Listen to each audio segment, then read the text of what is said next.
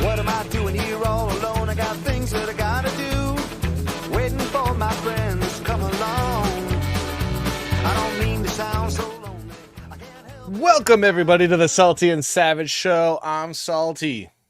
And I'm Savage. And we're going to drink some alcohols tonight and hang out with you and talk about things and stuff. It goes from this little place to this little place to this little place. Look at you drinking out of your fancy drink, man. Oh, I love it, man. Pinkies up, And baby. for those that think that that's country music, I got a thing or two to say to you that is country rock, and that is my friend's band, King Size Maybe. King Size Now Maybe. known as, well, it's, so they have two bands, and I was like, wait, is that this? No, it's the King Size Maybe, which is no longer a band, but the Army You Have is another band, and you should check them out. They have many songs, many songs. You should look at them. You should look Listen at to them. them. You should Anyway. look at them. What is up, Savage? What up, buddy? It's awesome. It's always awesome sitting down. I've been stoked. We're on a new night. It's Thursday nights. Thursday nights, we're competing with Thursday Night Football. This is more entertaining than that crap. I'm sorry. Tampa Bay will win. Atlanta is not as good as everyone hopes. Kirk Cousins is overrated. And Thursday night is the worst night for football because it's always the most boring game. So come here. And watch How do you really the feel, show. man? This guy, I wasn't even ready for your NFL breakdown. Hold on. Let's see. What do you see happening in next week's ticket? Well, let me just tell you, in the Salty House, we are huge football fans. College football is vastly more entertaining than NFL football because the NFL football is mainly scripted now. I don't care what anyone says. I'm a Chargers fan, so every year is a disappointment, just like every year living in a Democrat hellhole is a disappointment. Yikes. Anyway, and that's been our show. But Have a enough good about night. me. No, That's anyway. enough of our show. All right. It was fun drinking with you, buddy. All right. Have a good night. Hey, Jason Sandberg is here. We love Jason Sandberg at this show, and you guys, where is it? Oh, Jason, what up? What up, buddy? Jason was a guest on the show. You guys need to check out his book. I have it here. God bless America. It does. He's I right, have too. too many things to. Oh, here it is. Jupiter. You guys should check out his comic book, Jupiter. It's on Indiegogo. There it is. Nice. Right there. It's a good book, man. I liked it. Anyway, what up, Vaughn? Another guest. See, Thursday's already better because Vaughn's here. We love Vaughn. Oh, you guys need to check out Vaughn's book. Hold on. This is my Pile O books. pile of books that I like. You guys need to check out Kataru. It's really good. Ooh, and while you're there, you could check out Terror in the Trenches. Terror in the Trenches is so good. Ooh, This that's one's cool. good, dude. But you guys should check out Kataru Witch Hunter because witches get stitches. And we need to have Vaughn back on the show because we freaking love Vaughn here. Anyway, dude, what is new with you? Dude, what is new? Man, I felt like I had a bunch of a bunch of stuff that was new with me, but honestly, it's just been plugging away. Been selling records and doing a lot of plant work. Honestly, I've been getting a lot of dirt under the fingernails and been repotting and propagating plants. Really trying to take our little plant and record store in the middle of nowhere, Iowa, to the next level. Like Nice. because we're certainly not making a lot of money. So if it would be nice, it's nice to always make a little bit Make a little bit extra here and more there. money. It also might have to do a little bit with the economy getting democrated. So, there's that too. And I will say, anyone out there struggling financially, stop voting for Democrats. Please, God, stop voting for Democrats. Please invest in Bitcoin and you. No. I do actually need your advice a little bit. Maybe not now, but like later, because like we have this little finch that lives in our house and literally lives in our house because we just let Phoenix, our little finch that we rescued, and that little shit keeps eating all the houseplants. And I'm like, how do we get the houseplants to outlive the eating of a singular finch that keeps biting? Like I have a houseplant right here, and there's little bite marks, little bird bite marks. You don't want to cage the bird. Maybe no, we don't want to cage. You can just put little screens around, or you have some sort of. They have a little like screened domes that you can set over plants. But she lives inside of one of the plants. Like she lives like in the potted plant. She's got a little nest there. And that's her home. I mean, you're not gonna. I don't know what I'm gonna. Normally, do. Out in nature, it's not an issue when Phoenix has a couple nibbles off a couple of plants. It's gonna be fine. But it's like all of our houseplants, and we have a lot of house. Anyway. All right, so how are the kitties? How are the kittens? The kitties are good. We've rescued some cats. They're good. Everyone's good. Everyone's happy, healthy. I started drawing again on my drawing table. I just finished a cover for a new comic book that I'll be announcing in a couple of weeks. Everybody, like a physical drawing table. A physical drawing. So I'm going back. I'm getting off the computer because I realized I missed drawing like a normal human being instead of an artificial intelligence, and got back there this week and was drawing, and man, I missed it, and it's so much fun. I draw better, and shockingly enough, I'm faster now. Like what? So I don't know what's going on. Maybe like because your technique on the computer, there's like a slight delay, right?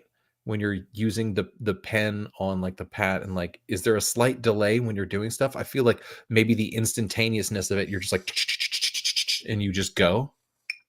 I don't know what it is, man. I think it's just a lot more fun, everybody. Honestly, I'm really excited. I am telling a lot of like younger artists, I'm like, get back to drawing on paper and with pencil and paper, because AI is kind of taking over, which is unfortunate. But that's how you're going to separate yourself from AI, is like if you have a physical craft, if you get back to the craft of drawing, painting, inking, and doing it traditionally, you're doing something that the AI, artificial intelligence, is not going to be able to do with its lifeless, soulless, hollow bullshit. As stupid executives continue to use it to take over and ruin society and demoralize humanity. You try to hang an axe, AI. I dare you. Vaughn's Haunted Castle. You're running on rage. You have no idea. Wait till we start talking about North Carolina. Oh dear. Speaking of Jim tells you I wanted to hit him up. The Anunnaki. We'll be talking some serious ancient alien theories here. Actually, I'd love to actually chat about. I had an incredible conversation with the guy that created Ancient Aliens, and he told me the story of the gung ho, like completely gangbusters. It was a really interesting. Which there's no such thing. There's no such thing. But the TV show is real though. Oh yeah, the TV show, the History Channel TV show with the dude that's Ancient Aliens. The TV show is real, bro. They're in the I think if like in... God ever blessed me with hair again, I would do my hair like that just because I'd be happy that I had hair again. Right. I think the world would be well, I don't know. You look pretty great bald. I'm not gonna lie. You have a good. No, bald I head. have a good head. I have a good. You got a Bruce Willis dome. It's just very shiny. It's pretty And then I have solid to dome. powder it for the Would show. I don't know. Powder it I don't for know. the show, just put it Chat. Would we consider it a Bruce Willis quality dome? You don't see it that much because he's always wearing his I'm always wearing my Magnum Detroit PI hats, my Magnum PI hats. His Magnum Anyway, PI. enough about my bald head. I don't believe in ancient aliens. I think that humanity was that advanced. I think the Tower of Babel is a story about a society that was so technologically advanced that it didn't need God anymore, and thus fell apart because we are horrible human beings, kind of like right now. But anyway, terrible. back to North Carolina. Oh well, enough about me. Yeah, North Carolina. Do we have any? I don't know if we have any viewers in North Carolina. It has been something else. I mean, do we talk about national disasters? Or we do talk about news and pop culture, so why not? I think the humans like to stack things. That's how Jenga was invented. Humans do like to stack things. Is Jenga just a board game of Tower of Babel? That's why children have blocks, because they just like to stack them.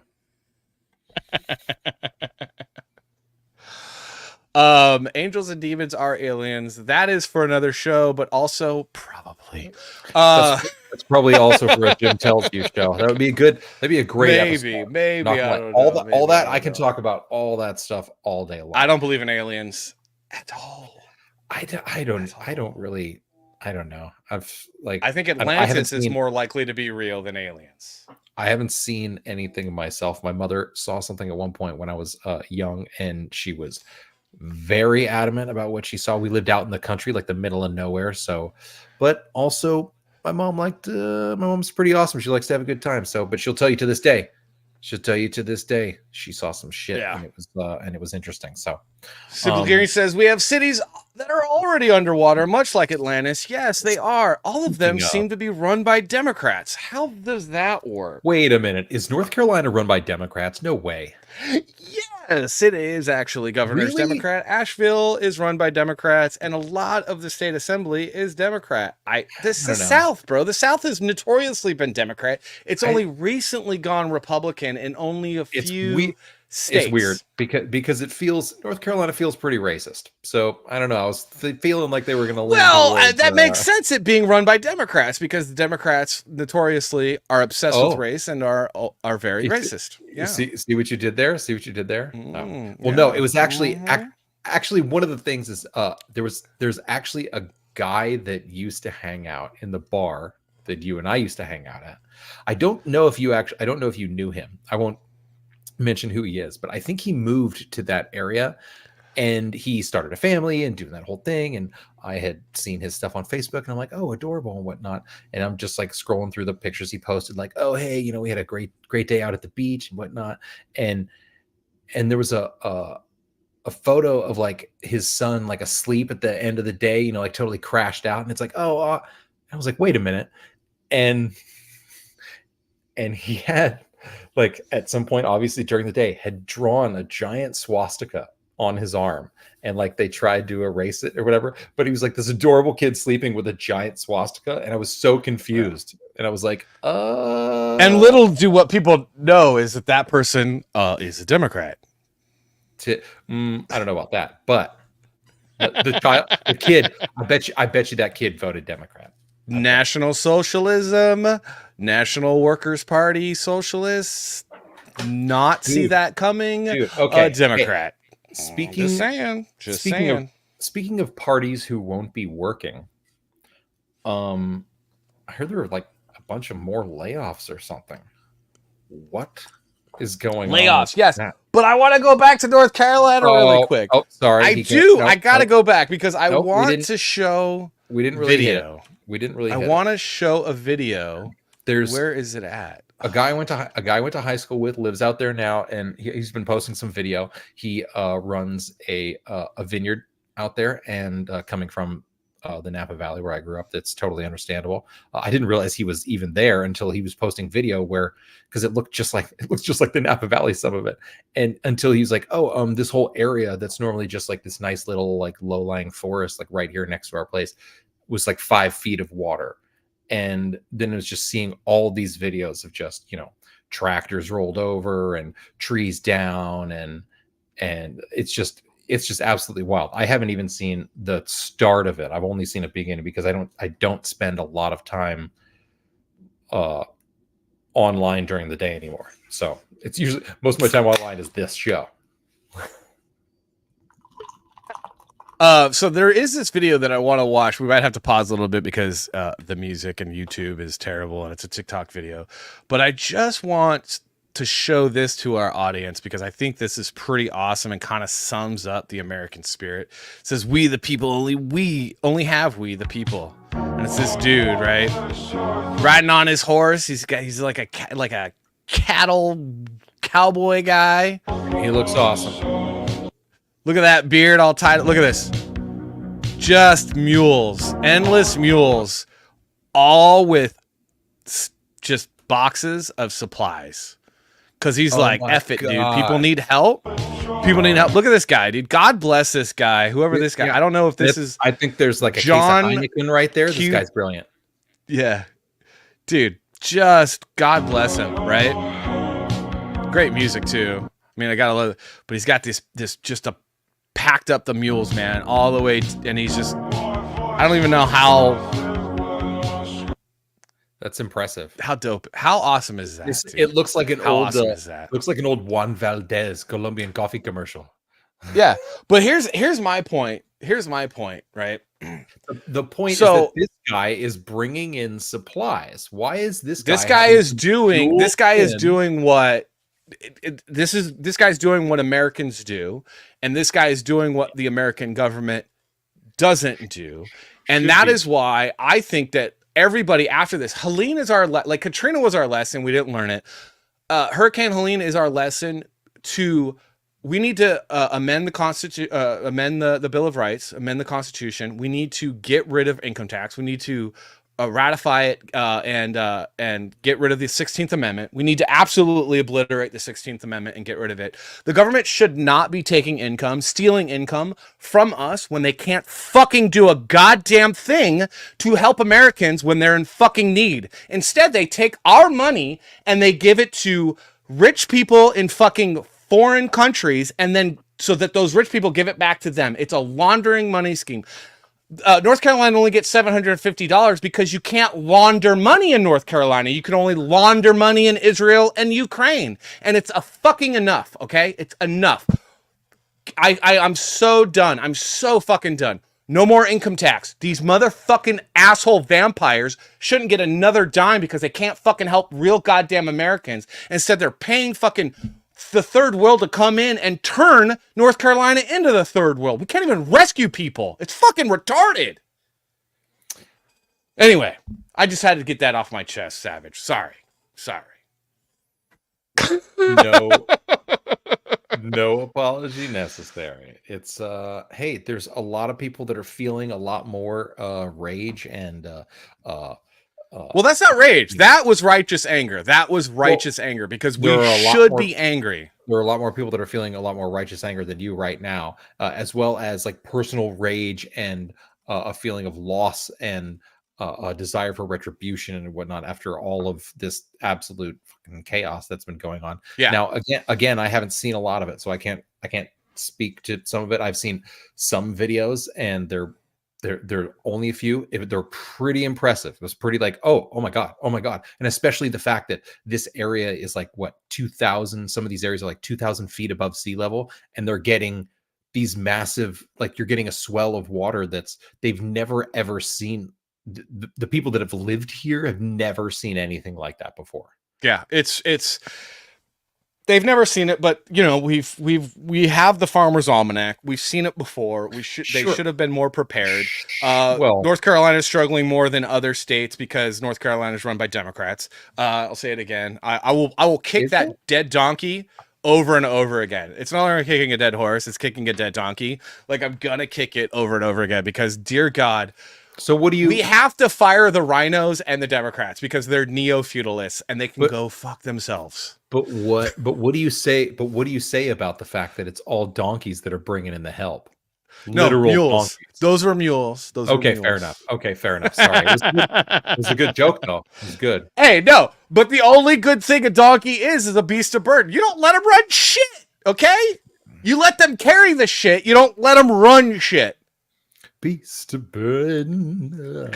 Hey, and that is why Colombia's finest Juan Valdez uses the finest burros to bring his coffee to America. Yeah. And here's a good point by Uncapped, who always has good points. Well, not always, but most always. I love you, buddy.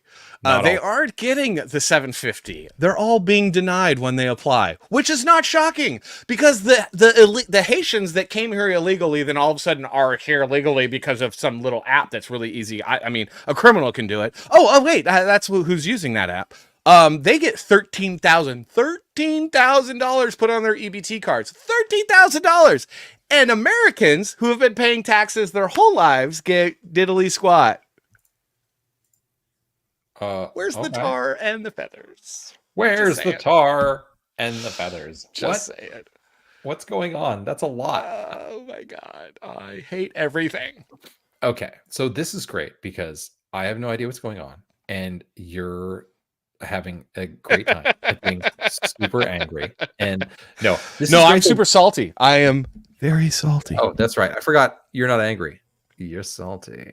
That's right, baby. But yeah. But am I wrong? Am I wrong? Am I wrong? No. I'm not even gonna. Think I'm wrong. I'm not even gonna. Are you gonna? I'm not even gonna. So Thursday night, here we are, North Carolina. How's North Carolina doing right now? They're not doing well, dude. East Tennessee as well. My state, my new home state, East Tennessee, not doing well. They're struggling.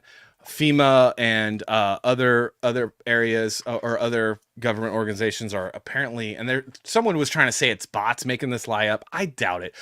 Basically seizing supplies that are being donated by people. They're actually seizing them, and so there's that. They're threatening civilians who are using their helicopters, their personal helicopters, and personal gas and money to rescue people. They're threatening to arrest those people.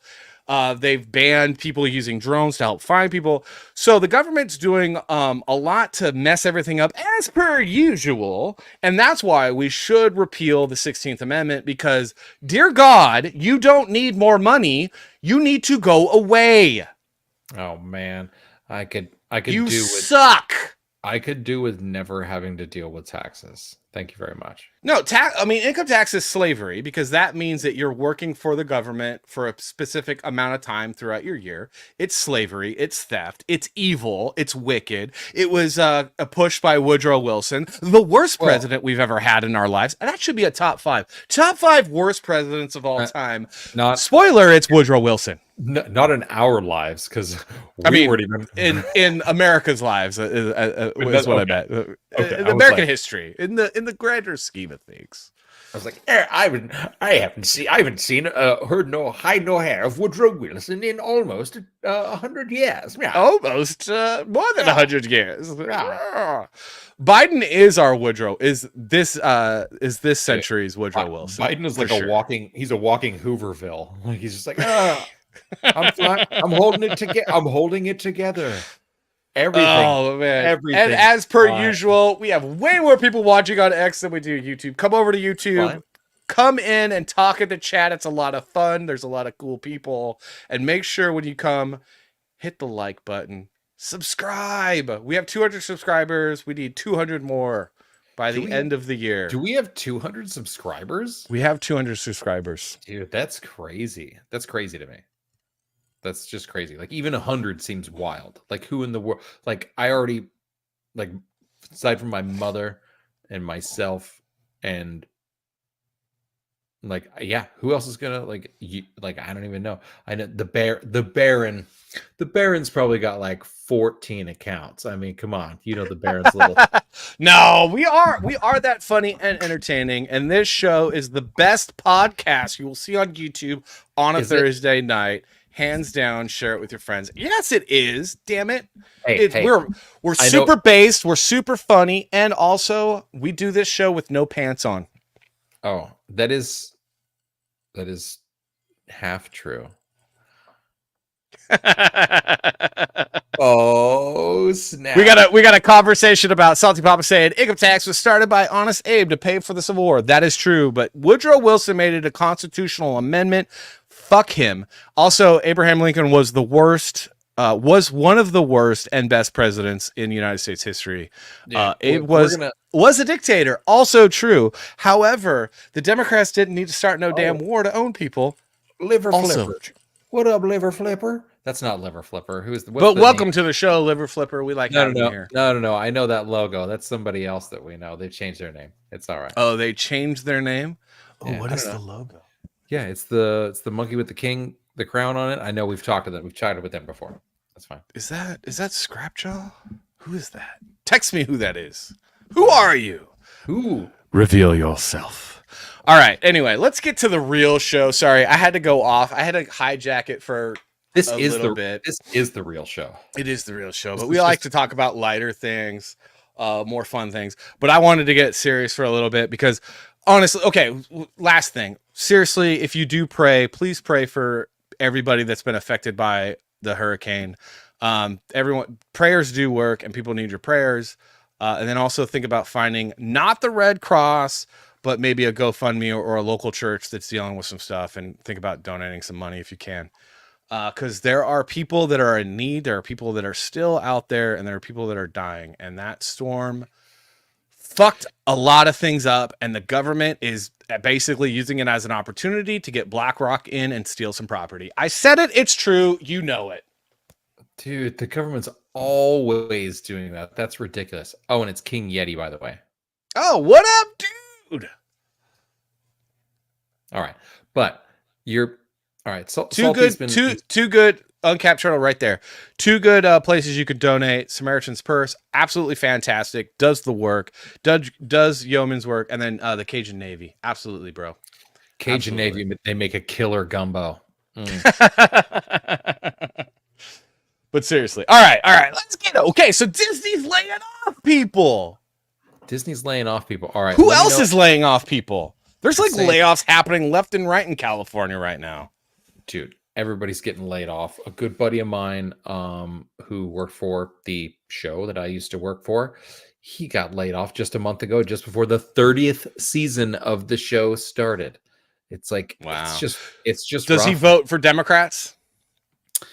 He definitely. Then I don't feel bad. 2 tiers, bitch. 2 tiers. You voted for it. You're getting it. He's an absolutely great guy. He's a great guy. I'm sure he is. But is he? It's super unfortunate. He's a workhorse, and it's just super unfortunate because I know that he was carrying an entire department, and now the head of the department, who never did anything, apparently is going to have to do everything. And you know how that works. Oh, you know how that's going to go down. Well, it depends. It depends. If it's a white man, then he's screwed. But if it's anything other than a white man, they're going to be able to coast for quite a while. Dude, it's the worst. So it's a white woman. Oh, they're fine. They're totally fine. They're gonna get promoted. They're gonna get promoted. Yeah. But it gets better. So she's from another country that's like not even Europe. She's from Iceland. So she's Icelandic. Wait, that's not even Europe? That's literally Europe. Dude, no, not continental Europe, but like it's this. She's from like it's almost like this imaginary fairyland. It's like she comes from this place, and all of a sudden she just one day showed up wearing a wig, and everyone went, oh, you're here now. Is there something? What's going on? And she was like, so she has an accent. Okay. So what you got to do is, okay, everything's in twos, plus twos, right? So it's like, right. So diversity. So 7. You got plus twos and minus twos. So when you're white, that's -2. When you're, when you're a white male, it's -2. When you're a white woman, it's +2. So white male, -2. Straight is -2. So you're already -4. If you were able to go to college, that's do I get a 0. Ginger? Yeah, that's -2 because that's, and then when you're blonde or bald and bearded, that's also a -2. Actually, that's like a -4. But if you're a woman and you have an accent, that's like a +4. You're dealing with like a +4 handicap. The only thing that could be better than that is if you're black woman with an accent. That's a +6. Dude, slight accent. Also, maybe mysterious medical condition that nobody knows about. It's like, oh, that's a +6 because that's a +6 on the victim card. Immediately to the top.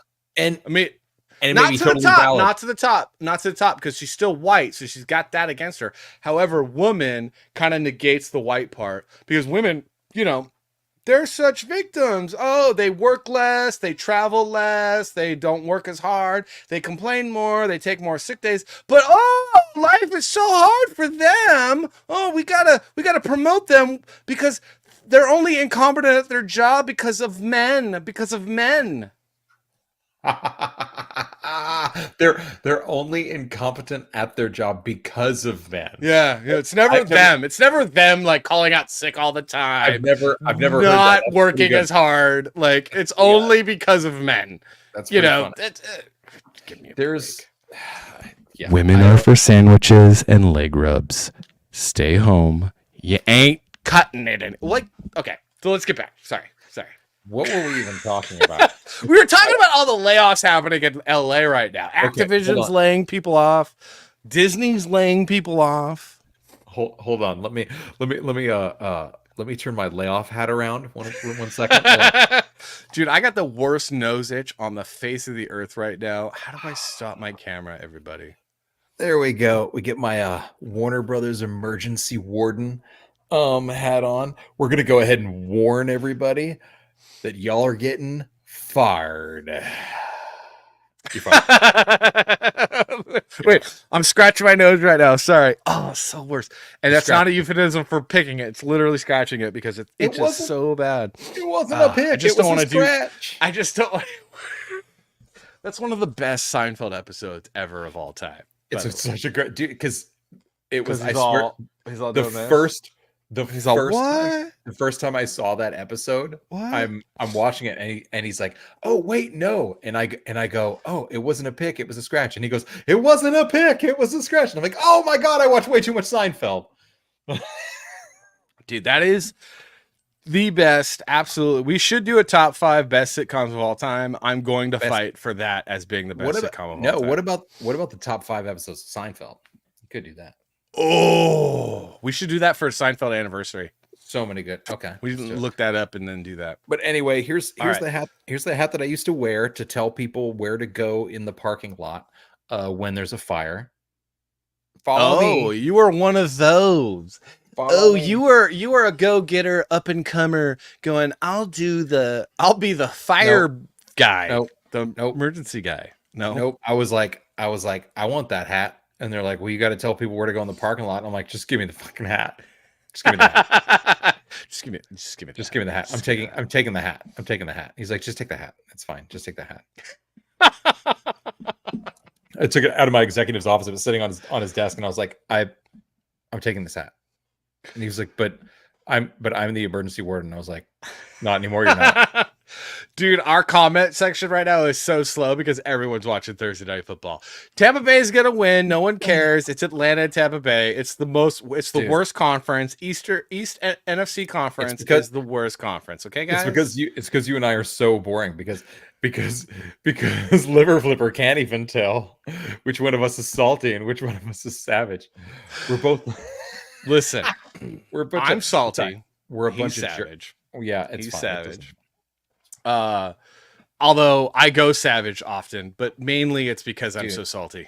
You go pretty savage. I'm not gonna lie. That's probably why I always enjoyed sitting and chatting with you at the bar, because I was like, whoa, this guy just like, oh yeah, I would let it fly. I didn't give a crap anymore because I was like, by the time like you and I started hanging out at the bar, and again, for everyone watching, the concept of the show was me and Savage met at an undisclosed location, a really cool little like bar in the San Fernando Valley, and we would hang out there after work, get super drunk and just chalk all night and have a good time. So based, we get so. And by the time Savage met me, I was so done working in Hollywood that I was at peak salty, I didn't care. I would just be like, people would say like the most ridiculous left wing abhorrent shit, and I'd be like, no, you're dumb and wrong. And then they'd argue with me and then get proven wrong. And Savage would just sit there and be like, I don't necessarily agree, but god damn, I think you might be right. Dude, this guy puts together a hell of an argument, even if I didn't necessarily agree with it at the beginning. At least you're entertained. And that bar was, I mean, it was rife with the liberal, the biggest fuel. leftist. It was ripe with well, I don't like to use the word liberal because like they say, oh, we're liberal, and I'm like, you're not liberal, you're leftist. I'm actually the liberal because I believe in liberty. Liberal is of or pertaining to liberty, as Milton Friedman often said. And so I'm not necessarily conservative. What do I want to conserve? I don't want to conserve what is going on now. I'm liberal. I am for liberty. I'm for the individual having the right and freedom to do what they find best. And these people that go, I'm a liberal, you're not liberal, you're a leftist, communist, feudalist jackass. You want to infringe on my liberty, you piece of shit. It's mostly socialism. And I mean, socialism only leads to feudalism. That's the irony is like, oh, socialism. Yeah, you just created feudalism because California is a feudal state, you dumbass. Good job, you dumbass.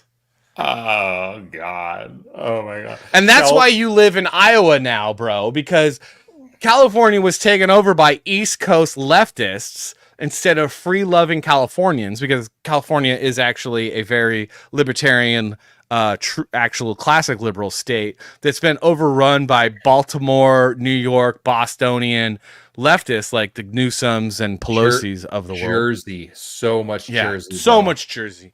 Dude, it's like, get the fuck out of my goddamn state, you pieces of shit. My grandparents on my mother's side are both from Jersey. Like, there's so much Jersey in California. Not to mention that the like all the executives that I worked with, they're all from Jersey. It was like, wait a minute, why are you all from? You're not even from California, and you're like here. Like, wait a minute, what's going on here? Look at Liver Flipper. He's like, what if both your Scottish and Irish ancestors came from or are you saying that we're Irish and Scottish? Because that is presuming a lot, sir, although I am totally Irish. Like if they came at the same time, we know that wouldn't happen because the Irish always premature ejaculate. We all know. The Irish also always are the butt end of everything. So yeah. The potato end anyway. The potato end. All right, let's pull up one of the articles. Activision or Disney? What do we guys want to talk about? We were talking about... Nestor says, I feel sad for Mexico, who is going hard implementation socialism. Bro. Good luck. Did you not know that Jesus was a socialist? Good luck. All right, so video game giant Activision, which maybe you've heard of, is set to lay off West LA workers report. West LA is the west side. That's Santa Monica. It's Santa Monica. So basically, are they shutting down the studio? They're just shutting down the gay workers, the West LA ones. The West. No. Boys Town. Everyone working in Boys Town. And if you guys don't know what Boys Town is, then that probably makes sense. You probably don't. Better. Homosexualist then. You probably don't live in LA. If you don't know what Boys Town is, yeah. So okay, keep going. Sorry. This video game giant is set to lay off a bunch of LA workers. Hold on, the West LA workers. Let's see if we can make this bigger so we can actually read it. The layoff also extends to the company's Irvine location, which is not Los Angeles. It's like South Orange County, where 140 jobs are set to be laid. Oh wow! Now it's not the thousands that some of these other companies are laying off, but this is a pretty. So that the Irvine is they're laying people off at Blizzard. So the Irvine office is actually Blizzard, not Activision. Activision bought out Blizzard And Blizzard is located in Irvine, California. They have a tremendously beautiful campus there, although it is disgustingly creepy. When I interviewed for a job there, they were like giving me the tour and they're like, oh, look how cool it is. You can eat your lunch and dinner here. And I was like, wait, what, dinner? What? You can do your laundry here. You can take your kids to, it's basically this entire, like, Blizzard was trying to create the future of corporate America, where it's like you live on the campus and work like 12 hours a day, barely see your family, and then maybe like live across the street. And it was like, that's a nightmare. That's a nightmare. Oh, so when they say 140 people in Irvine, they mean they've laid off 140 people at Blizzard. All right. So video game giant Activision Blizzard is set to lay off hundreds of workers in Santa Monica and Playa Vista locations next month as part of the parent company Microsoft Corp's broader cost cutting. So this is Microsoft thing. This isn't Activision. This is Microsoft. Which we have to correct liver flipper here. Jesus was an anarchist, not a socialist. Incorrect, sir. Jesus was Lord, King, and God, and wanted to bring more order to the planet through liberty and salvation, but also probably an anarchist. You know what's crazy is these companies literally have to notify the state. It's like Activision, the headquarters in Santa Monica, notified the state of California on September 12th that it's going to be laying off 110 employees from Santa Monica facility by December. It's like they're like, look, we got to let you know this because this is going to be a big deal. You're going to have to deal with these people, you socialist monsters. Hey, Gavin. Hey, Gavin, dude, these ones are for you. These ones, and this is one of the reasons why. So Blizzard, like I want to say about 15, maybe 10 years ago. No, before the Activision acquisition. Dude, and someone in the chat, Uncapped Turtle, please, or Simply Green. Crazy. This is crazy though, because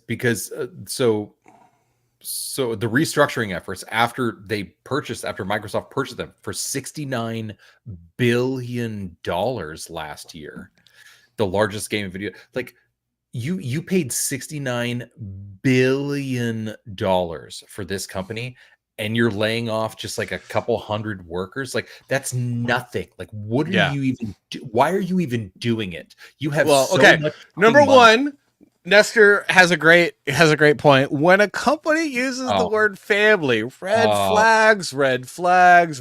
flags.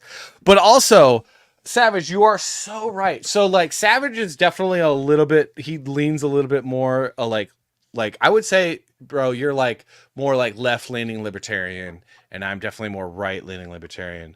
Like but I also, this is why our conversations were always so good at the bar, because it's like, dude, Microsoft is so rich and so wealthy. Who's making all that money? And again, these top executives are making like upwards to $500,000, $700,000, $1 million salaries. And there's no way that. And they're failing. But hold on, let me finish. Sorry. They're failing so bad that they have to lay off people, but they never, like, here's the thing. It's like when the ship's going down, remember the captain goes down with the ship, right? Like, oh, okay. So the captain takes the brunt of it, but now you got like executives and VPs and presidents who are like, oh, my company's losing money, but surely it's not my fault. It's got to be the artists and the coders and the project managers. We got to lay those people. I mean, you should lay off your entire HR department. That's fucking true. But like, when does the executives making the decisions, driving the fucking car, driving the ship, when do you lay that fucking anchor off that's making $500,000 a year, where you're like, wait, I can lay off the guy that made the decisions to sink the ship, or I can lay off the fucking people rowing the boat? Let me think. I'm going to keep the people rowing the boat and lay the asshole off that's steering the ship, you fucking dumbass. Like, what the hell? Salty Papa makes a good point. Remember, Bill Gates wanted to reduce our population by over 1/2. I mean, he also wasn't wrong though at the same time. No, he was. Wait, what are you talking about? He was completely wrong. Are you kidding me? Everyone fits on Maui, bro. Everyone fucking fits on Maui. Are you kidding me? That's the most Everybody- evil thing that you can. Everybody fits on Maui. Yeah, the entire world population fits on Maui. Well, if like everyone was standing next to each Shoulder other, like, shoulder to shoulder, everyone Sure. fits on Maui. Okay. So how do you live? No, The you couldn't world's live not. like No, that. no, no. Okay. The world is not overpopulated. Bill Gates is not. an evil piece of shit. But it's not just the No, okay, it's mismanaged. It's mismanaged no. by government. Yes, yeah, no, I understand what you're saying, but Yeah, it's not overpopulated. It's the use of the land, and there's plenty of land. It's just the use of the land is being used for so many distinct, particular agricultural needs, and some of them we don't need as much. No. The agriculture, as we actually, farmers and stuff use the agriculture on the land better than it's governments and leftists from Baltimore and people like that who are trying to organize society. If you just let people self-determine, the planet's going to do a lot better if people are allowed to self-determine. Yeah, we should get rid of some corporations and some corporate greed. Maybe China shouldn't be doing what they're doing, the atrocities they're doing to the environment and things like that. However, like if you have more individualism and like just, not necessarily giant corporations individualism, but like individualism, the planet's going to self-regulate itself. The planet's not overpopulated. The governments are evil, disgusting, and Bill Gates should actually be no. Bill Gates shouldn't be punished. Bill Gates should be strung up and dragged behind a Chevy and across the 40, all the way from the East Coast to the West Coast, because he's a piece of shit, evil motherfucker. Dude, not like the thing is though, if you really want it to hurt, you'd make it a Cybertruck. Yes, let's make that happen. Let's start a what is it, like a GoFundMe or something, because Bill Gates needs to be prosecuted for crimes against humanity because he's a disgusting evil person. But Savage, I do have to say, the planet is not overpopulated. It is mismanaged by Democrats and global elitists who are disgusting, evil, wicked human beings that won't allow, because if you allow people to be free, they will find the best solutions to serve one another. It is historical fact. Okay. Sorry. Okay. History's on my side. Okay. Governments take over, feudalism happens, everyone dies. People are allowed to prosper and be free. It kind of is a little bit better. I think the argument that was being made initially, not that I'm agreeing with or whatever, but I think the argument that was being made was much more of a disavowing the idea that we have, this free will and intellect that is constantly growing and constantly changing, and was treating us more of like a deer population.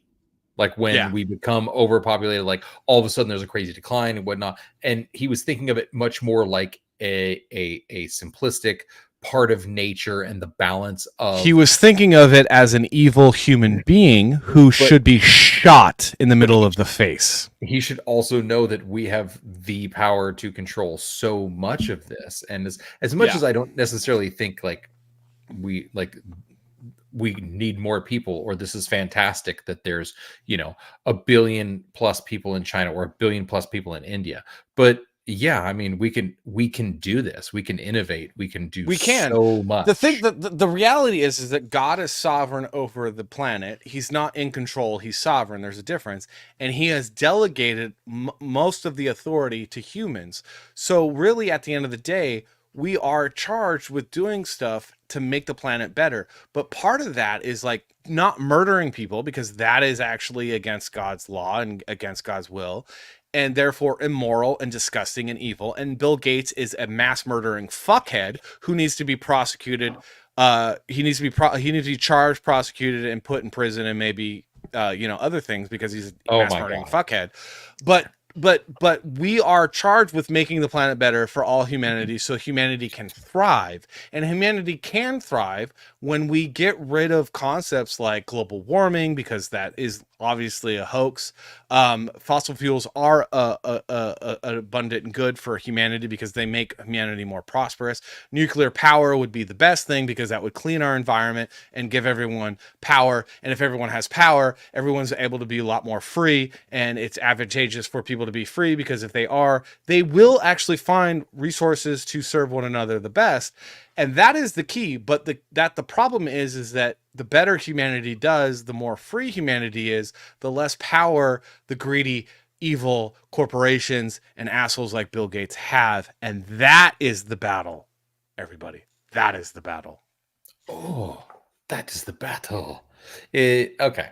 All right. Sorry, man. I'm sorry, So- dude. I always have to go against this whole, the world is overpopulated. No, it's not. Everyone literally fits on Maui. And the planet is really big. Everyone fits on Maui. Most of the people can fit under the ocean for all I care. Anyway. And knowing is half the battle. And knowing is half the battle. Joe. So All right. that's my thing, though. So Activision's laying off a bunch of people. Why don't they lay off their executives? Why are they laying off, like, they're going to lay off, like, programmers and developers? And The executives are the ones who have to make the decision on who gets laid off. they're the ones that fucked it up so that they have to have layoffs. That's the thing that makes me go, what are you talking about? Like, if I'm running a company, if I'm on the board of directors, I'm like, okay, the first person we're firing because we got to lay people off is the CEO. Like, that's the first guy you go for. Like, what?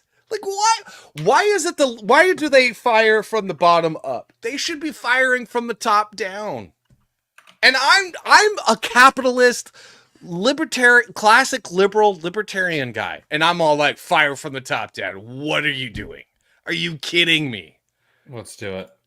Just lay off CEOs. Yeah. We're just gonna let it Nepotism roll. secures your job. Dude, bro. Bro. You wouldn't.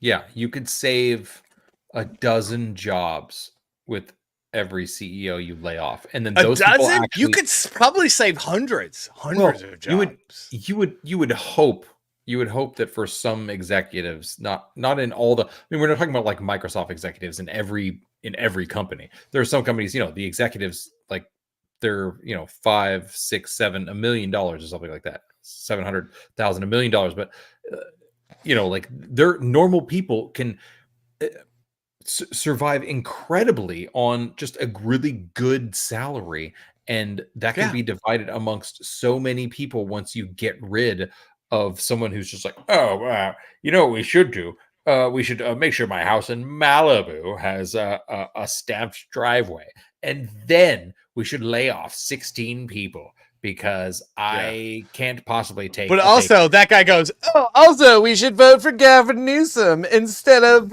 Larry Elder because, the states run so well. The states run so well. And that's the thing that drives me absolutely nuts, is that Activision and Blizzard executives are all top-down, left-wing Democrat shills, and they're like, we have to, all these policies that we voted for are fucking our business model up and affecting our profitability, so we should lay off all the working people. I feel like there's a number of executives in Hollywood that play this like, I'm such a leftist, like I'm so into like social, like I'm so into like the people and like everyone's like, you can't believe a word they're saying, because 100% they turn around and they go home and they vote for their pocketbook. They don't vote for I don't think that's true. I think that they are 100% true believers. I think that they are so full of themselves and so self-righteous. Really? They're like the 1950s Calvinist, Bible-thumping, fire and brimstone Christian, where they think that everyone else is worse than them. But because they live in their ivory tower, in their gated community, protected by men who carry guns that are willing to do bad things because they get paid enough to do it, they feel so safe and secure that they think that they're helping society by not rolling up their sleeves and actually doing something to help their community, but by voting that everyone else do it, because the taxes, the entitlement programs, none of that actually affects the wealthy, because the wealthy have actually helped write the tax code to get out of paying and being responsible for the things that they vote for. And that is why they are so wicked and so evil. Everyone everyone in Hollywood, all these executives, they're the worst among us because they never actually practice what they preach. They actually focus on getting enough loopholes so they never have to pay for the things that they vote for while living very protected in big tall walls with big strong gates with lots of guns protecting them. Lots of guns. Am I wrong? Chat, am I wrong? Am I wrong? I'm not wrong, dude. I'm completely. The chat's like, hold on. It's first and goal. Hold on. I don't even know what's going on with the game. Tampa Bay is going to win, guys. Atlanta is not as good as everyone thinks. They're trying to make Thursday Night Football a thing. It's not a thing. It's actually the worst game of the week. Okay? Plus, the NFL's scripted anymore. Okay? Come on. Well, and the ESPN, if they get their way, they're going to script college football and push the SEC all the livelong day because it's in their best interest. And ESPN is an evil company because it's owned by Disney. So Disney laid off people. So like that, now, like yeah. Oh, and then did Disney lay off more people? Disney laid off more people. What? Did they cancel another show? Like, Jesus Christ. That is ridiculous. That is ridiculous. Jeez. Ridiculous. Like what are you doing, Disney? Like forget about it, Disney. Like, what are you doing? So how does that one go? What's his name? Bob Iger? How does he still have a job? Well, he took over from the other guy that got, he got let go. Failing. And then there was a guy who was terrible. And then he came back because Bob Iger was like the deal maker. He was the fucking he's the one that did all the acquisitions, right? He bought Fox, the Whisperer, and he came back and he made all these big Star deals Wars. again. Yeah. He came back. So what you have that article? What's the article? Disney more layoffs? Is there, hold on. That's not. Nope. That's whiskey.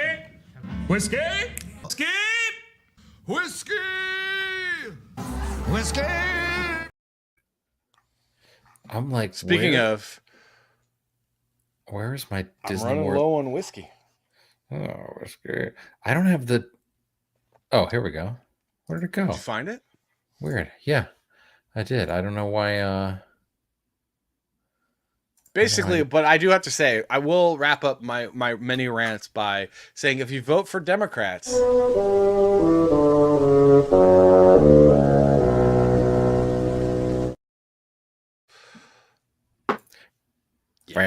a fucking sucker. You're a fucking sucker. So where am I at? Here we go.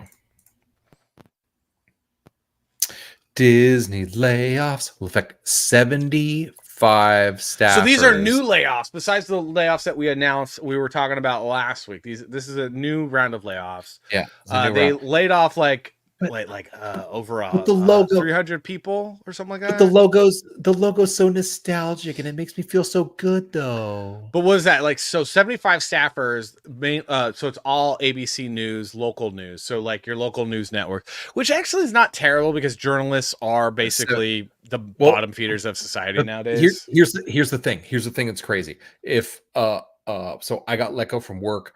Nobody in Hollywood. I applied to hundreds of positions. Nobody in Hollywood would hire an Emmy-winning producer from an entertainment. Wait, where's that Emmy? Where's that Emmy? Where's that Emmy? It's over there. It's over. I don't know. It's over there somewhere. Hold on. Where'd it go? Hold on. Emmy award-winning. There it is. Emmy award-winning. So, but wait. So not just Emmy nominated, but Emmy award-winning. 2 times. Folks. 2 times. Nominated like 5 or 6 times. But nonetheless, the ABC7 was this station that was always hiring. They're always hiring this, and I couldn't have been more overqualified for the exact position. I was like, this is what I did for years. And I sent in applications there and no response. And you're like, are you just putting out like, I don't think you're actually hiring anyone. I think you're just waiting to fire people. And this is literally one of these things where imagine who's going to get fired out of these staffers at ABC News and the local stations. Yeah. It certainly isn't the executives. You know what your problem was, and you could, I mean, there was one problem that you weren't really addressing. Well, I was ginger, but I can't Be change. less white straight male. I'm just saying. I mean, Dude, shave the and- beard, go and- in, and just be like, "Hello, I'm And I went- savage." And I mean, I went hard into the straight white male paint. Like He I was went. a homosexualist then. I mean, that's gonna get you hired. It's gonna get you hired.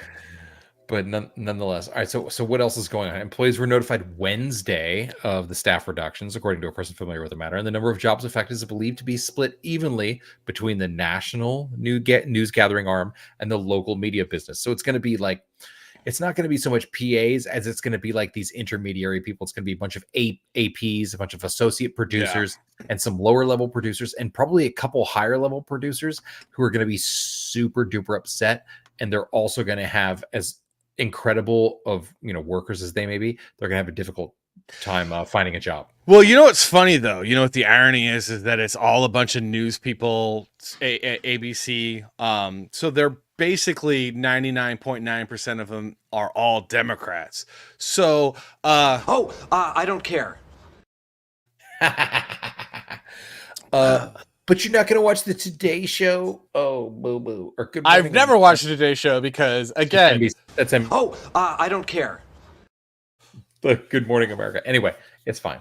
It doesn't matter. The people that they're laying off are all probably really hardworking people that are probably doing most of the work, and they're like, nope, you're gonna have to go. And then these other people that are getting paid like these weird intermediate amounts, they're just gonna have to take on more work. Congratulations. Yeah. Well, you get what you vote for. Douche chill.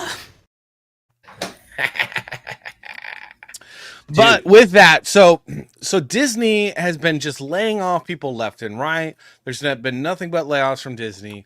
And that brings us to our top 5.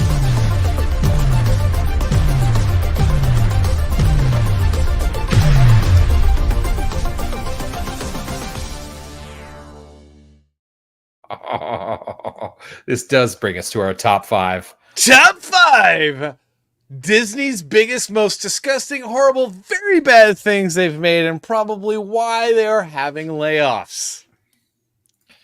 So mainly we'll be focusing on the things that Disney has made over the last couple of years that they should lay off everyone involved in the decision-making of these productions, but haven't. And if they had, they probably could save a ton of money. But they're dumb because it's all politics in Hollywood. It's all politics. It's all politics. Let's get a fair use frame. Yeah. All right. Also, by the way, fucking enough. Can we just say to the overlords of the YouTube socialist program, enough with the fair use dings and all this stuff. This is literally the definition of fair use. I worked in television. We've done this for a while. We won our so everybody, our show got taken down 2 weeks ago where we were doing the top 5 best intros of 80s action television programs. And NBC went after us for showing Magnum PI. And we had a bit of a back and forth with YouTube, and we won. We beat NBC because we know the law better than NBC does, and whatever lawyer intern they had at their little studio being like, so we won that. They tried to copyright strike us, and we went back, and then they came back, and then we went back, and we won. So it was great. I was like, all right, no, I'm gonna handle it. And Salty said, no, hold on, I got this. Yeah. And, so NBC, guess what? Hey, your own show. So Go fuck yourself. So speaking of go fuck yourself, the top 5 Disney's biggest, most disgusting, horrible, very bad things they've made, and probably why they are having layoffs. Number 5.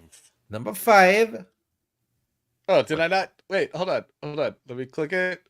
There we go. Number 5. Wish it never happened. I wish it never was made. And you wish that you never saw it and probably didn't because nobody did. I have no idea what this is. First of all, I love the adorable goat. I think it's a goat, but other than that, It's yeah. I have No, I don't. So the character design wasn't bad. It just was too.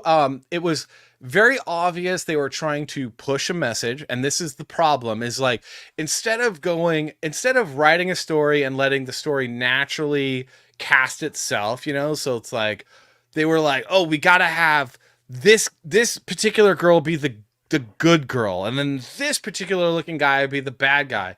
Instead of letting the story, so like when you write a story, it's very much a relationship with the creator, the divine. I think. I don't think that we actually invent much. I think it all comes beamed down to us from ancient aliens, God, or whatever you want to believe in. It's God. Jesus is Lord. So it's like a conversation. So you just let the story naturally progress and the casting naturally happen. But woke left is like, nope, it's got to be this, it's that, and that's it. This is the bad guy, and he always looks the same. It's a white, straight male. And then they told a story that was like pro-socialism, communism bullcrap. And you're like, no one's watching that, guys. Communism was responsible for more deaths than the not see that coming World War II, WW2 bad guys by like times 2. So we're not going to entertain our kids with that. So no one saw it. So they lost money on it because animation is expensive, and it was a good thing. You didn't see it, did you? No, I'm actually adjusting our caption here, so it's wish I could say I saw it to criticize. Like I don't even Treebeard, you finally show up.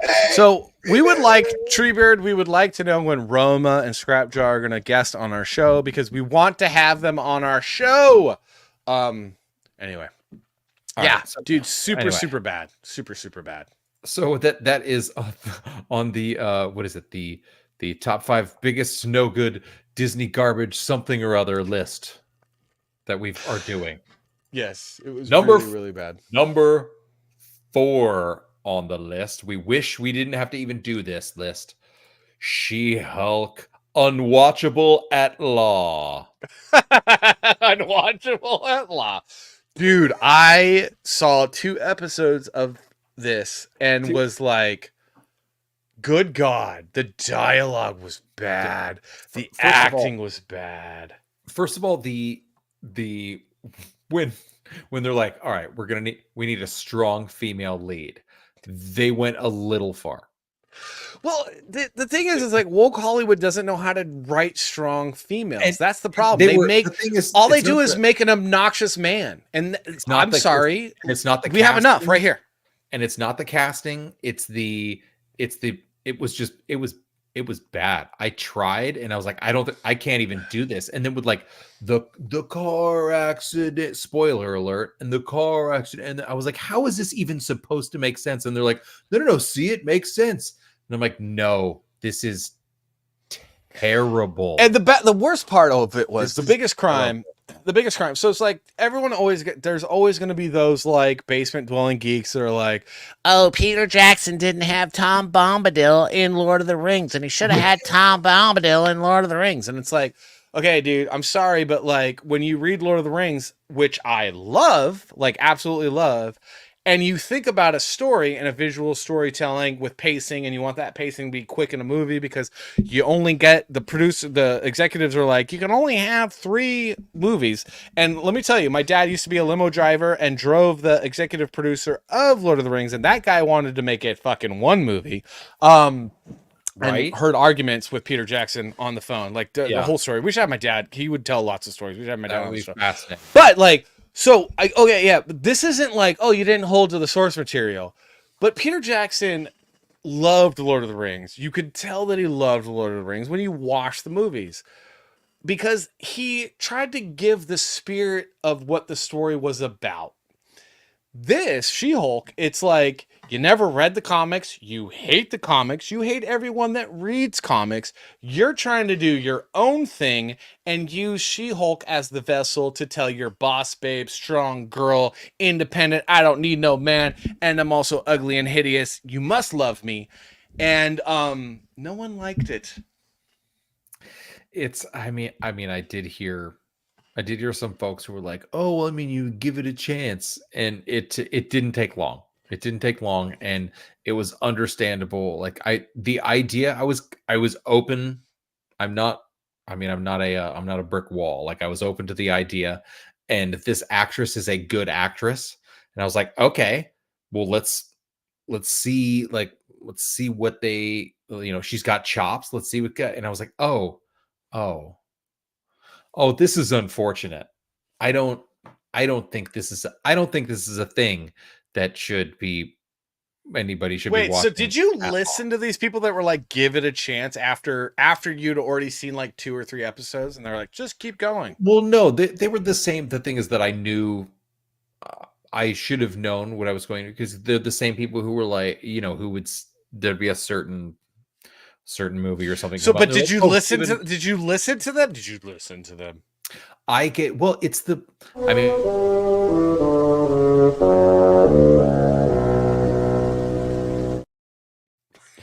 Wop, wow. I, having gone to film school and like worked in the industry, sometimes you just watch stuff because you're like, no, I want to see, like, if I got to give it a chance. Like I went, and sometimes it's not even giving it a chance. It's just why, like, why was this made? Let me see if it's even, and it's just not for me. And it's good and all, but there's so much of this Marvel Studios universe that they just like, no, they're aiming at somebody, and it ain't me. You know what it was though? It's like She-Hulk was basically a really attractive, strong, sexy woman, and was a comic book for teenage boys. And then Disney executives got a hold of it, and they're like, let's not do that. The people that have been buying this comic book faithfully for years and stuff, let's not appeal to that demographic, which is what made this comic book so successful. Let's do something completely different because we're so brilliant. And then it failed, and now they're laying off people. Oh man, we just don't understand. You know what we should do though? What if we change the story and we make it a Star Wars story, and we'll call it like The Acolyte? The Acolyte. And, all right. So. All right. That was our number 4. Oh, that was number 4. Oh my God. That was We our need to get number rid of this 4. banner. That was number 4, y'all. All right. Number 3. Number 3.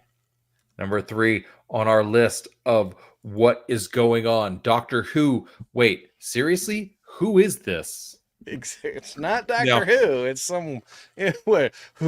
Now, this is Doctor Who is all you, Salty, because I like me some Doctor Who, but this is really He your was a homosexualist then. Speaking of Doctor Who, so me and my wife are huge Doctor Who fans. I got my wife into Doctor Who pretty much from the beginning of us dating.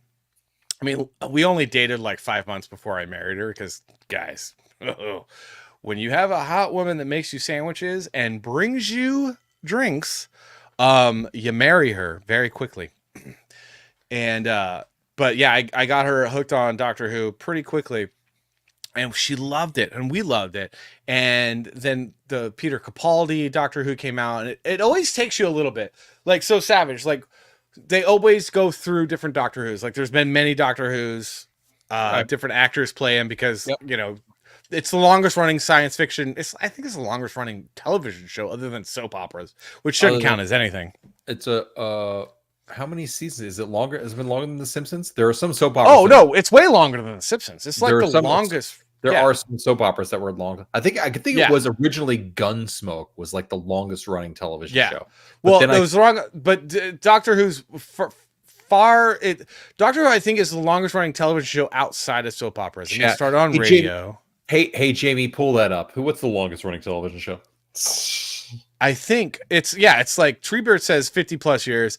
Absolutely love Doctor Who. Grew up watching Doctor Who. My dad liked Doctor Who. So there's been many doctors over the years. I think we're at the 16th Doctor. Guys, correct me because I stopped watching after Capaldi.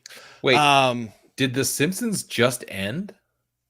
Is The Simpsons over? I don't even know. It's way longer. All right, than that's Simpsons. another conversation. All right, never mind. Go on. All right. So, big Doctor Doctor. Who fan. Grew up watching it, and then it went away for a little bit, and then they rebooted it. It's a really, if you like science fiction, if you like cheesy science fiction, if you like the BBC programs, it's a really good show. However, it went woke several years ago when they decided to cast the Doctor as a woman, and not cast her in a funny, like hilarious way with like a good actress, but like a really awkward, stupid way with Jodie Whittaker, which was just like so dry and so bad. Do you not like Jodie Whittaker, or do you just not like Jodie Whittaker as the Doctor? So Jodie Whittaker is a good actress. She's not great, but she's a good actress. Okay. She wasn't good as the Doctor. Her performance as the Doctor is bad. It's just bad. She's not good as the Doctor. Because she's trying to do quirky, and it's like you don't have that range, honey. Like, you don't have that range. You're not. The Doctor's awkward, quirky. He's an alien. She didn't do it. The writing is terrible, god awful, and it's like forcing you to. It's forcing a message down your throat, which the modern Doctor's always kind of done, but it's done it in a way that's less obnoxious, maybe because the writing was better, the monsters were better, or cheesy or fun or whatever. It just wasn't good. It wasn't good. But they've just doubled down. Like, no one liked Jodie Whittaker. It was doing really bad. And then Disney took over, and they're like, oh, let's not go back to what works, which is quirky, funny British guys, Irish guys. Like, we had a top 5 best Doctor Who's, and our list was great. David Tennant he's just unbelievable. I love that guy. But he's gone obnoxious with the whole, kids. I'm sorry, David Tennant, kids aren't trans. Stop sexualizing kids, you weird fucking pervert. Okay? Nope, sorry. Nope. But so Disney was like, oh no, we're not going to go back to basics, make it fun again, make it about exploration and saving humanity.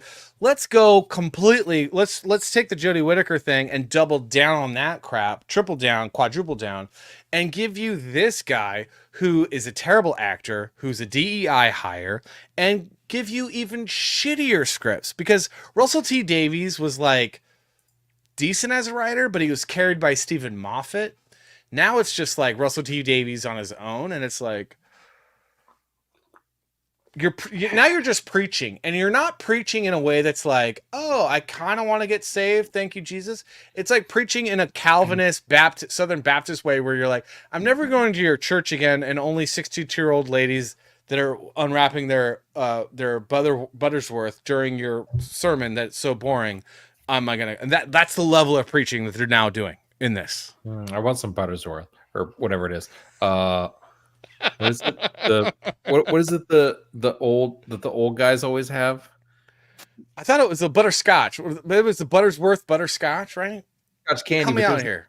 There's like a name. There's like a brand that everyone always has. But yes, that is what it is. You know what I'm talking about? Like, that's literally the level of preaching happening in the Disney Plus Doctor Who is like, nobody's listening to that, dude. It is on the same level as the 1980s Calvinist Baptist preacher.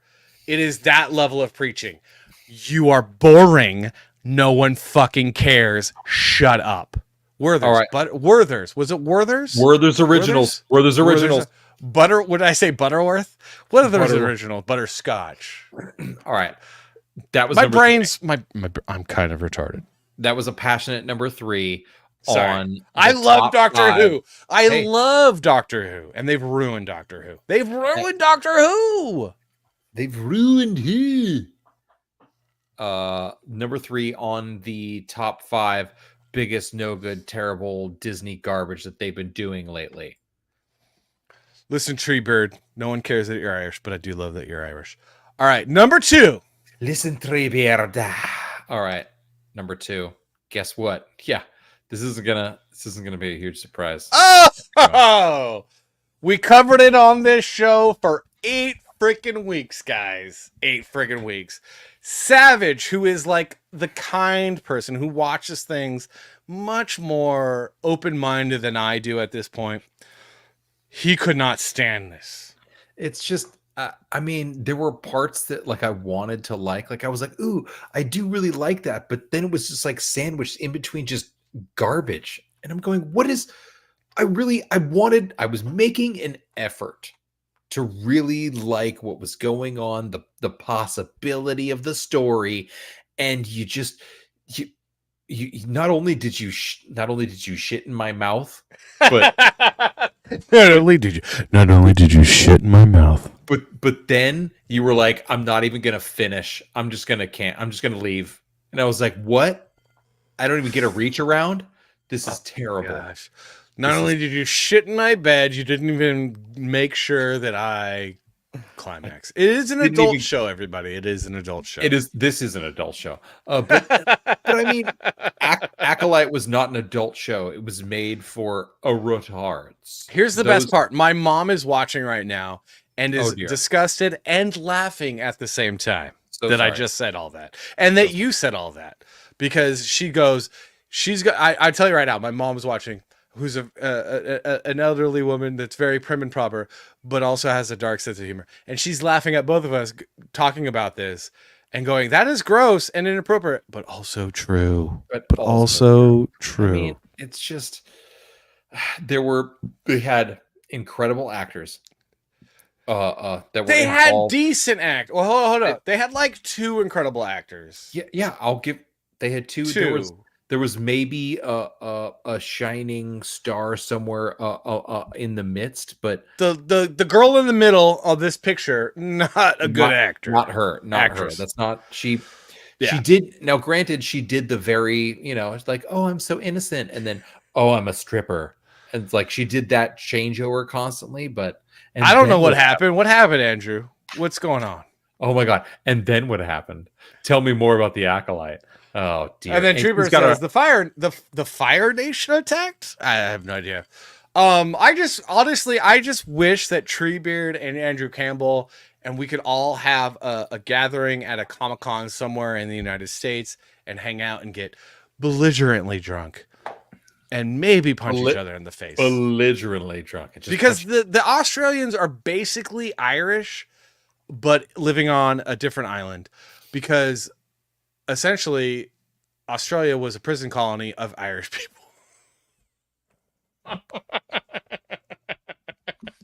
Irish and Scott. Basically, the rejection of England, of the United Kingdom was like, we're sending it to the island that everyone's gonna get killed. Go ahead and pull that up for me, Jamie. You're the Irish, whatever. Hey, don't forget, layoff CEO. Layoff CEOs. There's a reason why I and Savage, where we have a kinship with the Irish, the Scottish, and the Australian, not the New Zealanders, because we all know about that. But I do love New Zealand. But it's because we are because one is Scottish and one is Irish, and the Irish are fucking way better.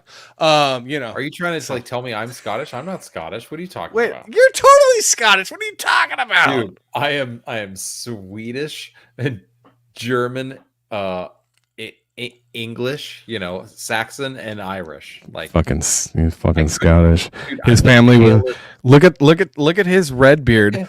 He's fucking Scottish, and they were like, "Oh, we're Scottish lords, so we're going to be British." Watch me go ahead and hit this little stupid bull in this stupid hole way over there. I'll do it. Dude, you are so ginger. You're Scottish. I'm sorry. I mean, you're probably not wrong. Wait, but, I mean, Salty Papa is saying Scots Irish. I don't know what he means. Do you mean that I'm That's my father, by the way, guys. Scotch Irish. So yeah. My parents named me Sean Patrick, so it doesn't get much more Irish than that. That means they were drinking whiskey and scotch when they had. There you are, Sean Salter. On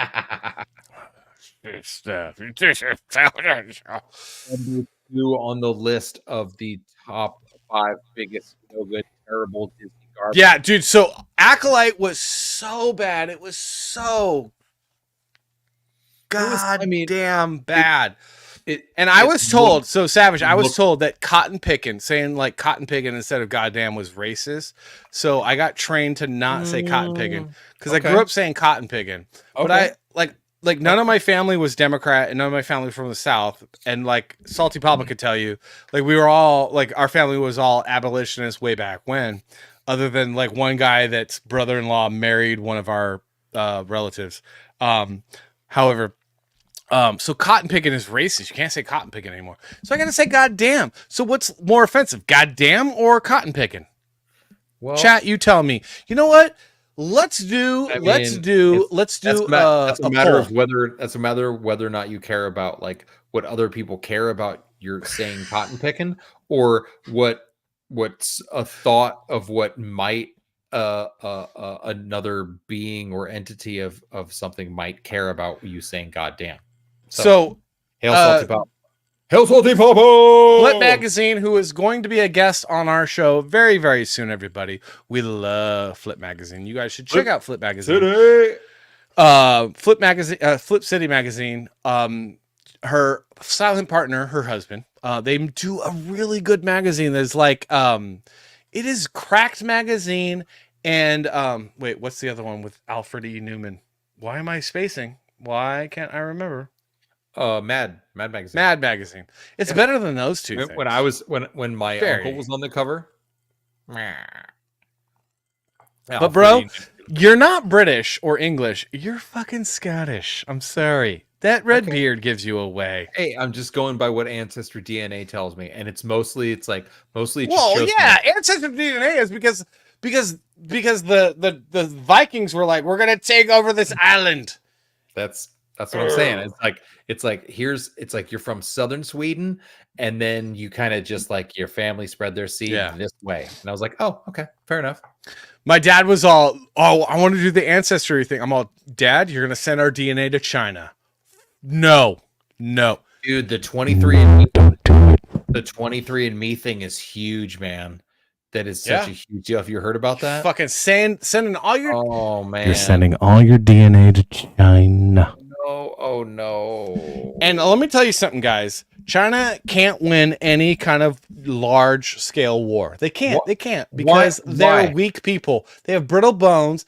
Have you read their history? Have you read the Three Kingdoms? They're the most retarded people on the face of the earth. I'm sorry. China sucks. And the only reason why we're doing so bad is because Democrats are running everything. Get up, wake up, Western man. Wake up. I heard China is asshole. China is asshole. China is asshole. So that's number 2. That's number 2 on the list. That has been number 2. I'm sorry. Our top 5 take like 75 minutes. It's like this may as well be an episode of Dateline with commercials. Hey, it's gonna be more accurate and honest than Dateline because the long foreheaded guy I used to like, Lester Holt. It's like Holt up, dude. Your forehead is now a 17 head. I loved his 7 head. He had a 7 head. And I'm sorry, I love the Dateline murders, like where they do the murder mystery stuff. Those are what I watch all the time. He is so left wing. He's disappointed me. He's terrible. He's terrible that he comes into the beginning of the show and he's like, oh, I'm Lester Holt and we're going to take you to this thing. And then we watch this whole thing. And then at the end, he's like, oh, thanks I'm Lester Holt. And you're like, you weren't involved, Lester. Amoeba Art Store in the house. Amoeba. No, so happy that Amoeba's here. Guys, if you don't know, you should get issue number 1 of Silence Do Good, my comic book, which features Amoeba Art Storm's artwork on the back, and it is gorgeous, guys. It is gorgeous. I mean, buy my comic book so I can pay her for a new cover. It's probably not as good as like the random, like quick little drawing she did of me for my birthday last year, but that drawing is really, really good. That was actually like the best drawing really anyone's ever done of me. I was like, wow, that's pretty flattering. We love Amoeba Art Storm, but this back cover is going to be printed out as a poster and sold at the Chattanooga Comic-Con as a special because we love her artwork. Yeah, seriously. Awesome. But thank you for being here, Amoeba. Like seriously. Love you so much. We love really you, girl. We really should play the OJ Simpson video for her. I know We're going to do it. Let's just get through this tough. No, I'm playing it for her, just for her. No. Because I love Amoeba. We have other things. But also I love Amoeba. All right, so number 2 was the acolyte of of the top 5 biggest no good, terrible, garbage, whatever things that Disney has been up to. So that was dude, it number was 2. so bad, bro. It was so bad. So all right, number 1. Number 1. Wait, well, hold up, real quick. What do you all in the chat think number 1 is? Number 1, worst, absolutely worst Disney's biggest, most disgusting, horrible, very bad things they've made, and probably why they're laying off so many people. Like, what do you guys think number 1 is? What's number 1 gonna be? What's number the Obi, my dog burst into the room because he was like, "Oh, I heard y'all were doing the top 5. I heard we were at number 1." Wait, wasn't Obi the? Oh, it's Odie. Odie was the dog in Garfield. Yeah, Odie. it's Obi. This is Obi-Wan. He's Obi-Wan. Obi-Wan.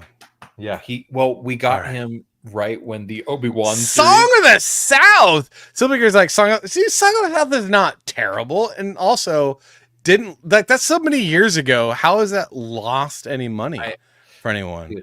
And they made an entire ride at Disneyland of Song of the South. I still have a copy of it digitally, and I found when I was digging through the record store, I found an original vinyl copy of Song of the South soundtrack. I was like, hell yeah, dude. No, not bad. Song of the South actually, dude. And like, no one understands that like, it's actually the least racist freaking thing that came out of Disney, and it's less racist than Dumbo, and Dumbo wasn't even racist. I remember when someone was trying to tell me Dumbo was racist. I'm like, Dumbo is not racist, dude. It is it is a Polaroid in time. Like, are you? Hold on. I have to shut the door 1 second because the dog burst in. 1 sec. Art is not anything but capturing a moment in time. Okay, sorry. Just have to let everyone know that. Okay. But I wish Vaughn Coleman was still here, because you guys do need to check out Kataru Witch Hunter. You know that we're still Please check out Kataru Witch Hunter. You know that we're still doing the top 5. Here we go. Yeah. Oh yeah. Okay. Top 5. The biggest no good Disney garbage. What have they done? What is the number 1? What's the number 1? No, wait. What is everyone? No one's even saying anything. The chat's been going crazy. They're talking, and they're like, but they're not saying. I love which is the. I do love that our chat is like, oh hey, what's up everyone? Like, they're catching up with each other because they're just like this small group that hangs out with us. They're like, oh, I don't even know why we like these guys. Let's chat. All right, so the number 1 absolutely worst thing that Disney's produced in the 21st century, and probably one of the main reasons why they're having to lay off a lot of people, because they make terrible decisions. What is it? Number 1. Every goddamn Star Wars movie. Not one, not like, dude. Episode, what is it? Episode 7. What episode are we on? Like, I think it was 7, 8, 9. Yeah, 7, 8, 9. So 7, 8, 9. We can't do 7. We can't do 8. We can't do 9. The entire freaking trilogy is so god awful bad. And I don't care that Mark Hamill's communist neo-feudalist ass is like, I'm so proud of the work we do. No one cares, you drunk cocaine addict. No one fucking cares, you fat fucking cocaine mother. Like, how much cocaine you do, you should be way less fat than you are. It is kind of remarkable, some of the people that do cocaine but are still heavy, and you're like, man, how does that Jack Black? How are you that fat, you fuckhead? I used to do cocaine and I couldn't keep weight on. And now I stopped cocaine and now I'm a fat fuck. What the fuck, Jack Black? Don't you dare curse Jack Black. That man is a... Oh, fuck that fat fuck. I will punch him in his belly so hard that his muscles feel it. Oh, yeah. Okay. All 2 of his muscles? Well, I'm just saying, because the fat is over the muscles. No, so that's how hard I'll punch him, right? Like, okay, so this is number 1. It's kind of self-explanatory. This is like, they grabbed Disney, and they grabbed Star Wars. Disney did, and everybody kind of, not everybody, but a bunch of people were like, oh, there's going to be life again. We're going to get new Star Wars. This is so great. And then they did this. And there are some actors and some characters that are very good. Are but- there? Kylo Ren is the only interesting character that they murdered by the time the last movie came out. They fucked that up so hard. Kylo Ren, there is no interesting characters in any of this shit except for Kylo Ren. And you're like, oh, and then they're like, and you're like,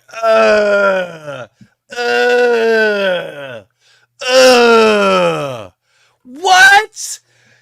The one interesting character, and you're fucking it up. They fucked it up the entire time. Like the entire time, they're like, "Oh, misstep," because the writing is so bad. Like George Lucas, who is not the best writer, who had to have better writers come in and save his shit. Empire Strikes Back is a perfect example. Like what the fuck? Yeah, dude. I mean, you're not wrong, but I did, and you know, we can all kind of like to some degree like agree like there are elements that were interesting and or good, or like settings or the production value. Some of that was so good, and I was like, oh, like sitting in a theater feeling immersed in a Star Wars universe again, and it didn't feel like I was watching, you know, some thing hanging on a wire, like going across, you know, in a dark background. But at the same time, yeah, there was a lot of disappointment, and there was a lot of like, wait a minute, isn't this the exact same movie? Here's the issue. And then here's the number one issue, though, man. Go on. I'm sorry. Go on. I gotta Get it. The number one issue is like, you're Disney, okay? You're like the company of Walt fucking Disney. Walt Disney is one of the greatest creators of all time, if not the greatest creator of all time. Like, Walt Disney was a patriot, an American, like a visionary. He's like, Walt Disney is like the Elon Musk before Elon Musk, okay? And you have one of the greatest pieces of fiction as your property, and you decide instead to do what Walt Disney would have done, which was to take that amazing creation, which Walt Disney took some of the greatest American pieces of fiction and folklore. And I say folklore because folklore is a mixture of history and fiction. It's my favorite kind of historical fact and fiction. Yeah. Yes. So he takes and Walt Disney loved folklore, and he exploited folklore, and he blew up folklore, and he did amazing things with folklore. And so you take Star Wars, and you're like, no, I'm not going to improve on what George Lucas did, because Star Wars is essentially the greatest disappointment in humanity's history. Star Wars is a concept that is on par with Lord of the Rings, and fails to deliver every single fucking time, because Star Wars is a tremendous mythology that every single movie is just and Empire Strikes Back is actually a great film, and is just still it is, because that is Star Wars. Star Wars is great fiction failed by whatever the fuck you guys are doing, because you fucking missed the mark. It's so interesting because you're not wrong at all. There's all this story and all these ideas and all this stuff that's like so incredible. Oh my God, that sounds amazing. But they don't show any of that. Oh, we're going to show you the political intrigue, and we're going to show you the senators talking about each other, and then we're going to show you like these guys. Star Wars is masturbating. Like it's Star Wars is masturbating. Lord of the Rings is actually having sex with a woman. It's a slow stranger. Like it's a slow, prolonged stranger is Star Wars. No, hear me out, Savage. Hear me out. Star Wars is masturbating. Lord of the Rings is having sex with a woman. I'm sorry. I'm sorry, guys. I think we're saying deal with it. Thing. I think we're saying we're saying the same exact thing. I'm just saying it much more crudely. So that was definitely our top 5. We need to take our hour break at 1 hour and 40 minutes. Take our hour break as we sum it up. This one, This was the top five. one, That was pretty good. I'm not gonna lie. Like Disney, like they have just been. I had so many high hopes. I honestly did. I was working in television at the time, and I was like, "Oh my god, we're gonna get new Star Wars!" And then they were like, "Oh, guess what?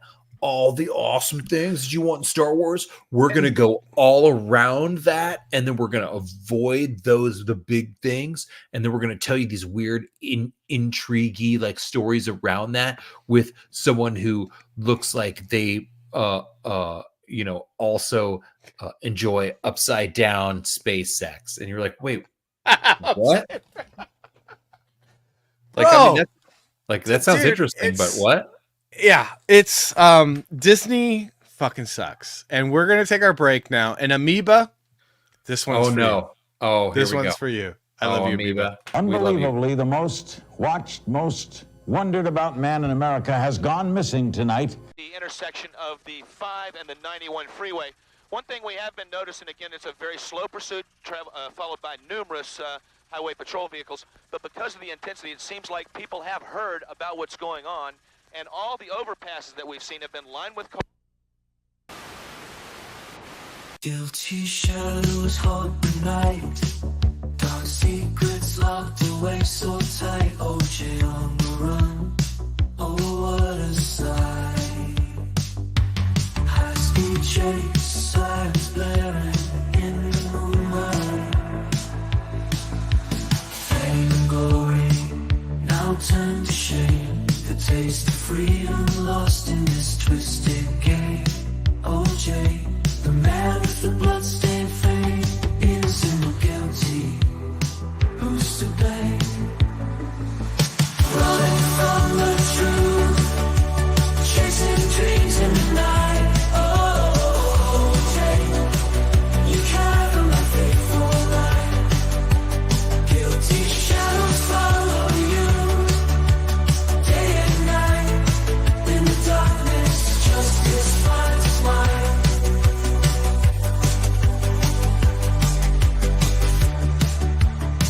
One of our LA affiliates. Police believe that O.J. Simpson is in that car. Okay. Police believe he is in that vehicle. 911, what are you reporting? This is AC. I have O.J. in the car. Fame and glory now turn to shame. The taste of freedom lost in this twisted game. OJ, the man with the bloodstained fame, innocent or guilty, who's to blame? Running from the truth, chasing dreams in the night. Oh, OJ, you cried from that faithful light. Guilty shadows follow you, day and night. In the darkness, justice finds its light. That is right. I'm sorry, Amoeba. I love you so much. I really love that. do. I love that song so much. I feel so bad every time. I don't, because it's a really good song. I love it. I love it. I made it with AI, but I also wrote most of the lyrics. Actually, pretty much all of the lyrics. We should work. You know what we should work on? We should work on a new song. Yes, because I'm a great writer and you're a great musician and writer. And we should, I don't know, I feel like there's a passion that we share, like Lord of the Rings, for sure. But maybe there's like something else that we can intertwine into the Lord of the Rings kind of. Lord of the Rings is the best, is the better trilogy. I'm sorry, Lord of the Rings is the better trilogy. Star Wars is great, and I love Star Wars. I love Star Wars. But Star Wars peaked at the Old Republic, like Knights of the Old Republic 1 and 2. That was the peak, because George Lucas always failed. Because George Lucas created something that he couldn't deliver on. Like George Lucas, had an idea. Can you imagine? Like I feel like that's almost every script I've ever written. Like everything I've ever like started to write down. Like the idea is too big for me. Like I'm not even like, it's so good. He had no business being involved with it. Well, you know why Lord of the Rings ended up being better than Star Wars? Well, because it's fucking incredible No. writing. No. It's really simple. Oh my God. I'm gonna tell you right now. Oh. Jesus. Oh my God! Is it what? Yeah, Oh, no, your it God? is. It is. Oh, the God. Lucas, not a Bible believing man of God. Tolkien, a Bible believing man of God. Yes, I said it, guys. I will get religious on this show. I don't care. I don't know if that has anything to do with Yes, it. it does, my friend. It I mean, absolutely does. I mean, Hence okay. why when you make Narnia, Chronicles of Narnia, without a Christian writing it, it sucks. But Chronicles of Narnia, the book series, is so intriguing and wonderful. How does that work? I'm just saying. It's derivation. It doesn't. I don't think it has anything to do with. Don't care what anyone says. You know I'm right, and everyone that knows that is not a satanic heathen. Agree to disagree. This satanic heathen.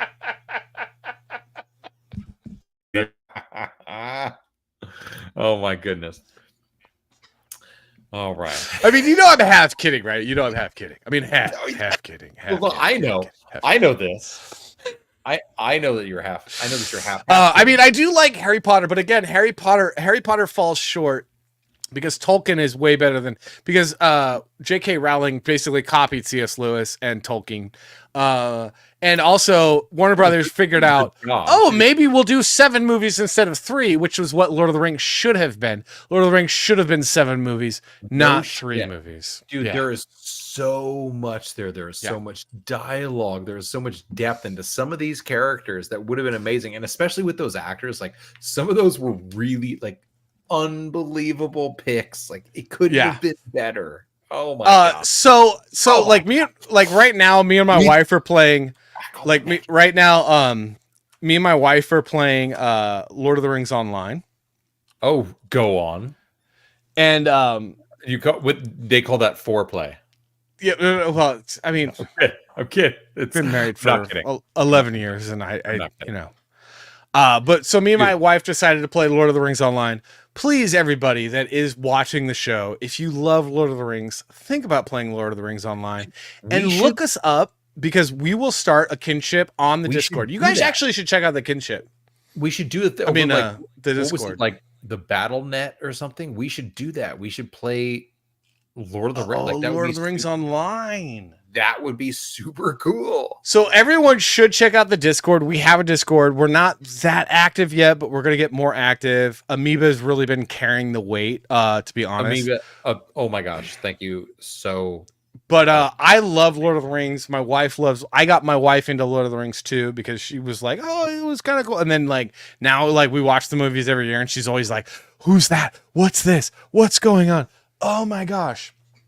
And so we started playing Lord of the Rings online, and we're playing elves right now. So she's like an elf hunter, and I'm an elf warden. I think you were telling me, and she's all like, "Wait, who are these guys?" And I'm all, "Oh, those are Elrond's sons." And she's like, "They're not in the movie. Eladan and Elrohim, they're not in the movies." And I'm like, "No, because the movies are limited. Because the movies are the movies. The books are everything. They have everything. There's nothing else. And Lord of the Rings Online is one of the nothing greatest video games ever. You could write something else, but there's nothing else other than the I'm books. Sorry. Elrohir and Eladan. I just remembered. It's not Elohim. You'll get it. Elrohim. You'll get Elohim. it. Elohim is like Elohim is the Mormon. It's God. One of God's names, and then the Mormons were like, "Oh, that's God's name," and it's like, "Well, it's one of God's names," and they're like, "No, it's God's name." And you're like, "Okay, Mormon, go back to Utah." Okay, thanks, bye. Okay, but I found these tablets in the ground. And also, Aragorn is Jesus. And also, Aragorn is Jesus. What do your elf eyes see? What do they say? What's your LYC? They're taking the Hobbits to Isengard. Sorry, the movie is good. The movie is good, but the book is better. The very whips of the masses were behind them. Every Christmas, my friend. Every Christmas we do. And The Hobbit. The Hobbit is so disappointing. Oh my God, the Hobbit movies are so disappointing. But I still find them entertaining. I just wish that I was the director and not Peter Jackson, because I love Peter Jackson, but good God, bro. You should have made that into 2 movies, not 3. Because The Hobbit is 2 movies, and then Lord of the Rings is like 7 movies. And that's what it should have happened. All right, so The Hobbit, I don't know. I think I kind of like 2 movies. 2 movies. Cliffhanger at Mirkwood. I think if you're gonna make the trilogy, if you're gonna make that more movies, then I'm okay with The Hobbit being 2 movies. No, so what you do is, like, if you're gonna redo it,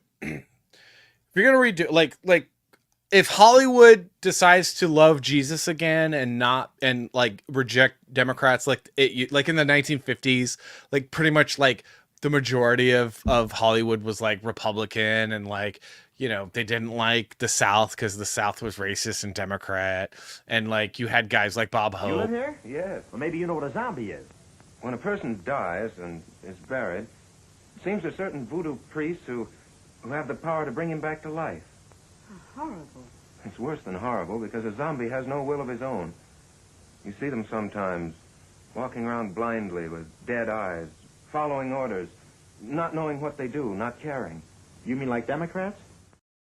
Oh. Yeah, so when we have Hollywood back to that, they'll redo Lord of the Rings and The Hobbit, but what they'll do is they'll do The Hobbit as 2 movies, and then they'll do Lord of the Rings as like 5 or 6 movies, which will be the proper progression of Tolkien, because it is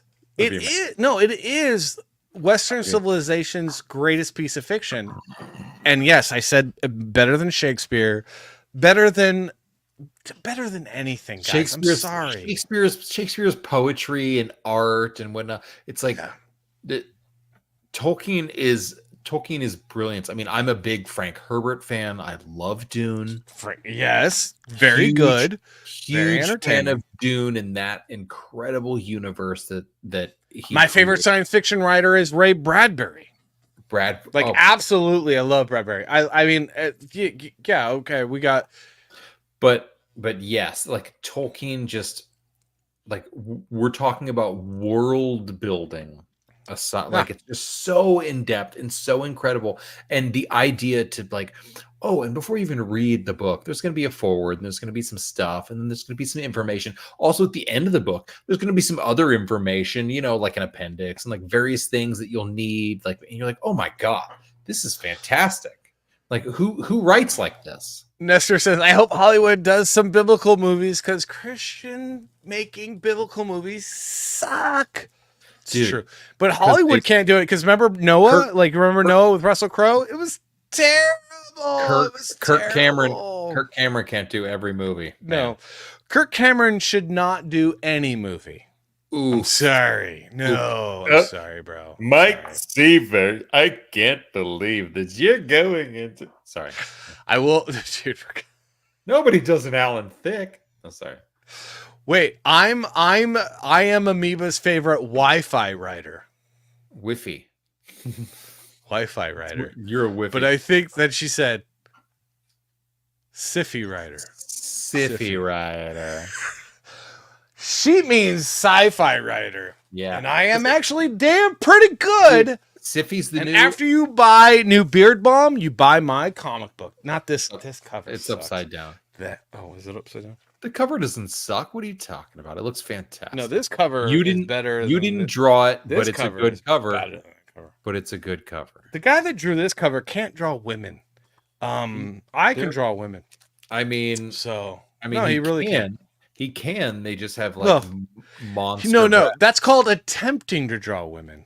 But you never so a key to drawing women is don't draw a man with circles on their chest. That's not drawing a woman. Drawing a woman is vastly different. Let's not do that. Okay. I can never spell. That's why I send my book out to people to proofread. I can't spell. No, but Siffy, you said it to me because I have seen people writing it like this. I think it was recently on Reddit. I've seen people writing SIFI, and I was like, "What? I'm sorry. What? It's what am I because the channel Sci-Fi, which when I was when you and I were growing up in the 90s, it was SCIFI, and then they were like, "Oh, we're gonna do rebranding, and we're gonna do SYFY," and that's Dude, for all right. retards. If you were a fan of the Sci-Fi Network, what did you think? What did you think of Eureka? Did you watch Eureka? I actually thought that was entertaining and fun. I really liked Eureka. There was something about it. There was something about it that was super charming. It was a small town sheriff kind of a thing, but also like super 100% absurd bullshit. There was something about it. Oh wait, Andrew Campbell says, speaking of writing, I gotta get back to editing. Are you an editor, sir? And can I hire you for my next comic book? Is it video? Is it what are we doing? What are we? Well, when he says, speaking of writing, I got to get back to editing, I'm assuming editor as writing. Well, I would hope so, but I mean, I also say words, and they don't always mean exactly what people think they mean. It's because you're Scottish. Yeah, even that's though right. You don't think you're Scottish. Wait, what? Even though I thought. Wait a minute. Scottish. I'm not Scottish. I'm the Warner Brothers security warden.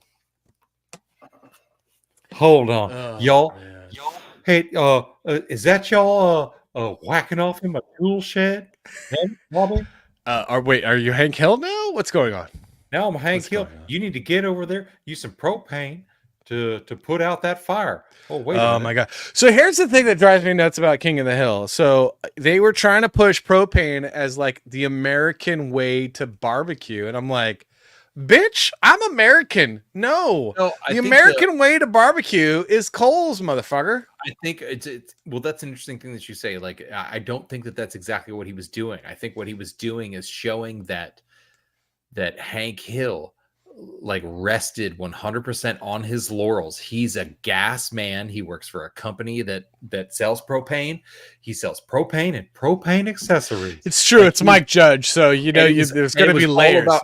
It was about the character that 100% believes in. The thing is, he could have been a coal miner. He could have been anything, but he was a propane guy. And that was like part of the backbone of his character, is that he believed 100% propane. And then you have it open for the comedic arguments about a number of different sources of fire or not to mention that propane is going to be a part of a number of episodes. So there can be explosions, there can be fire, there can be mishaps. It's Mike Judge is brilliant like that. Oh, Mike Judge, super. Mike Judge, who brought you American documentary known as Idiocracy, American documentary known as Beavis and Butthead, and then another American documentary known as Beavis Butthead, and The Office. The Office. When I showed my father The Office, he's like, "Dear God, that's been my life for the last 20 years." Office Space. Sorry, yeah, Office Space. The Office Space is actually much better than the American Office. Sorry, guys. British Office is so better. Good. Office Space is what's wild is one of the greatest films of the 20th century. If you haven't Ooh, that's a top 5, bro. If you're in Office, what? Top 5 drama, top 5 comedies, top 5 adventure, top 5 action movies of the 20th century. That's 4 weeks. That's so right many. There. Of the 20th, not the 21st. So nothing that's happened past 2000. 20th. So our childhood. Yes. Okay. Got it. Sorry. Hold on. I need more beer. Wait, what are you drinking tonight? Because you have a koozie. I got the koozie. I got the Faith's koozie. So check this out. This is kind of a cool story. So aside from the Busch Light, Midwest beer that I'm drinking, Busch. Oh. This koozie is from a local bar that it was opened in 1924. It just had its 100-year anniversary. And unfortunately, top 5 Mike Judge, absolutely Simply Green. Absolutely. Yep. Because that guy's dude, Idiocracy, man, just real life now. I know. Because everyone keeps voting for Democrats. So there's this 100-year-old bar in town that everybody loved, and everyone's like, oh my God, we love it so much. But nobody actually patronized the bar. And it's one of those things that it's like, oh, it's such a part of our community. It's like, yeah, but you never go, you know, Jacob or whoever, like you never go, dude. You can talk all you want, Bill, but you don't go to the bar. Like, oh, it's such a part of our community. Okay, Doug, but when was the last time you actually went? I didn't even live here, and I have shirts and used to go multiple times whenever I showed up. And then the community was like, oh, I hear it might be shutting down. Yeah, they're selling the building. They gutted the bar. The place was empty. On the very last day it was open, I went in to have a beer, and guess what? It was empty. There was nobody there in this community that's like, oh, we were so sad to see you go. I can't believe it's going. On the last day that this bar existed, me, the guy from out of town, walked in the front door. Me and my lady were like, hey, it's like 9:30 in the morning, but it's the last day of this place, and this is the only time we have before we got to open the shop and do all this stuff. We're going to sit down here. Nobody in there except for the owner and his daughter. And we sat there and chatted with them, had a talk, had a beer at 9:30, and then we were like, c'est la vie. And it's like, yeah, c'est la vie. Like you can bitch. Like there's a lot of communities that they have like little cornerstones that they're like, oh man, but it's such a part of the community. It's like, yeah, but do you ever patronize the place? Maybe you should go there. Maybe this weekend you should think about patronizing. What you've just described. What you've just described is called being a good Christian and not being a Democrat. So I mean, as like Amoeba says, America Democrated, but then also. Your beard looks luscious, and if you want you guys at home, if you want your beard, and Papa Salty and Treebeard, who just left, but you know he can't grow a beard because that's why his name is Treebeard. If you want a luscious beard, my beard's looking okay. Your beard's looking great. This is like frightening. This is frightening. There's white getting in here. I'm getting this little weird white stripe right here. I'm turning. Yeah, that's called getting older, asshole. But if you guys want your beard to not be coarse and gross and like you gotta get this guy's Beard Balm. It's really good. And when I put the Beard Balm on, I swear my wife takes her clothes off immediately, and all I see is a naked woman ready for marriage time. You too, and it's really good. It's really good. So get the Beard Balm. All right, I'm telling you guys, my wife smells it, and she's like, so it's naked time, right? And I'm like, yeah, we're doing naked time because I put the Beard Balm on. Right? I put the Beard Balm on. It's naked time. I always like to it's like the naked time, whatever, like when you want to do the hint. It's like you want to and like you just show that you're ready to say the letter f, so you want and it's like naked time. We just call it naked time. You want naked time. Dude, fun time, naked time, every time. Elbow. You put the Savage, you put the Larson Brothers. Look at that shirt. Who did that logo? Oh, it's so sexy. It's a good look. This is the black on black. On a this is like a heathered navy. I'm not gonna lie. I was like, I love how this looks. It's like you can't see it at every angle, but when you do, there was some guy.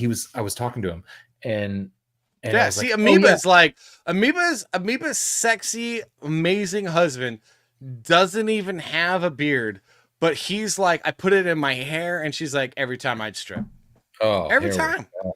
Amoeba loves her husband, but when he puts on the Beard Balm on his, and the guy's got really good hair. It's like, all and about, honestly, guys, if you want like it's sexy hair, like sexy, and this man has very sexy hair.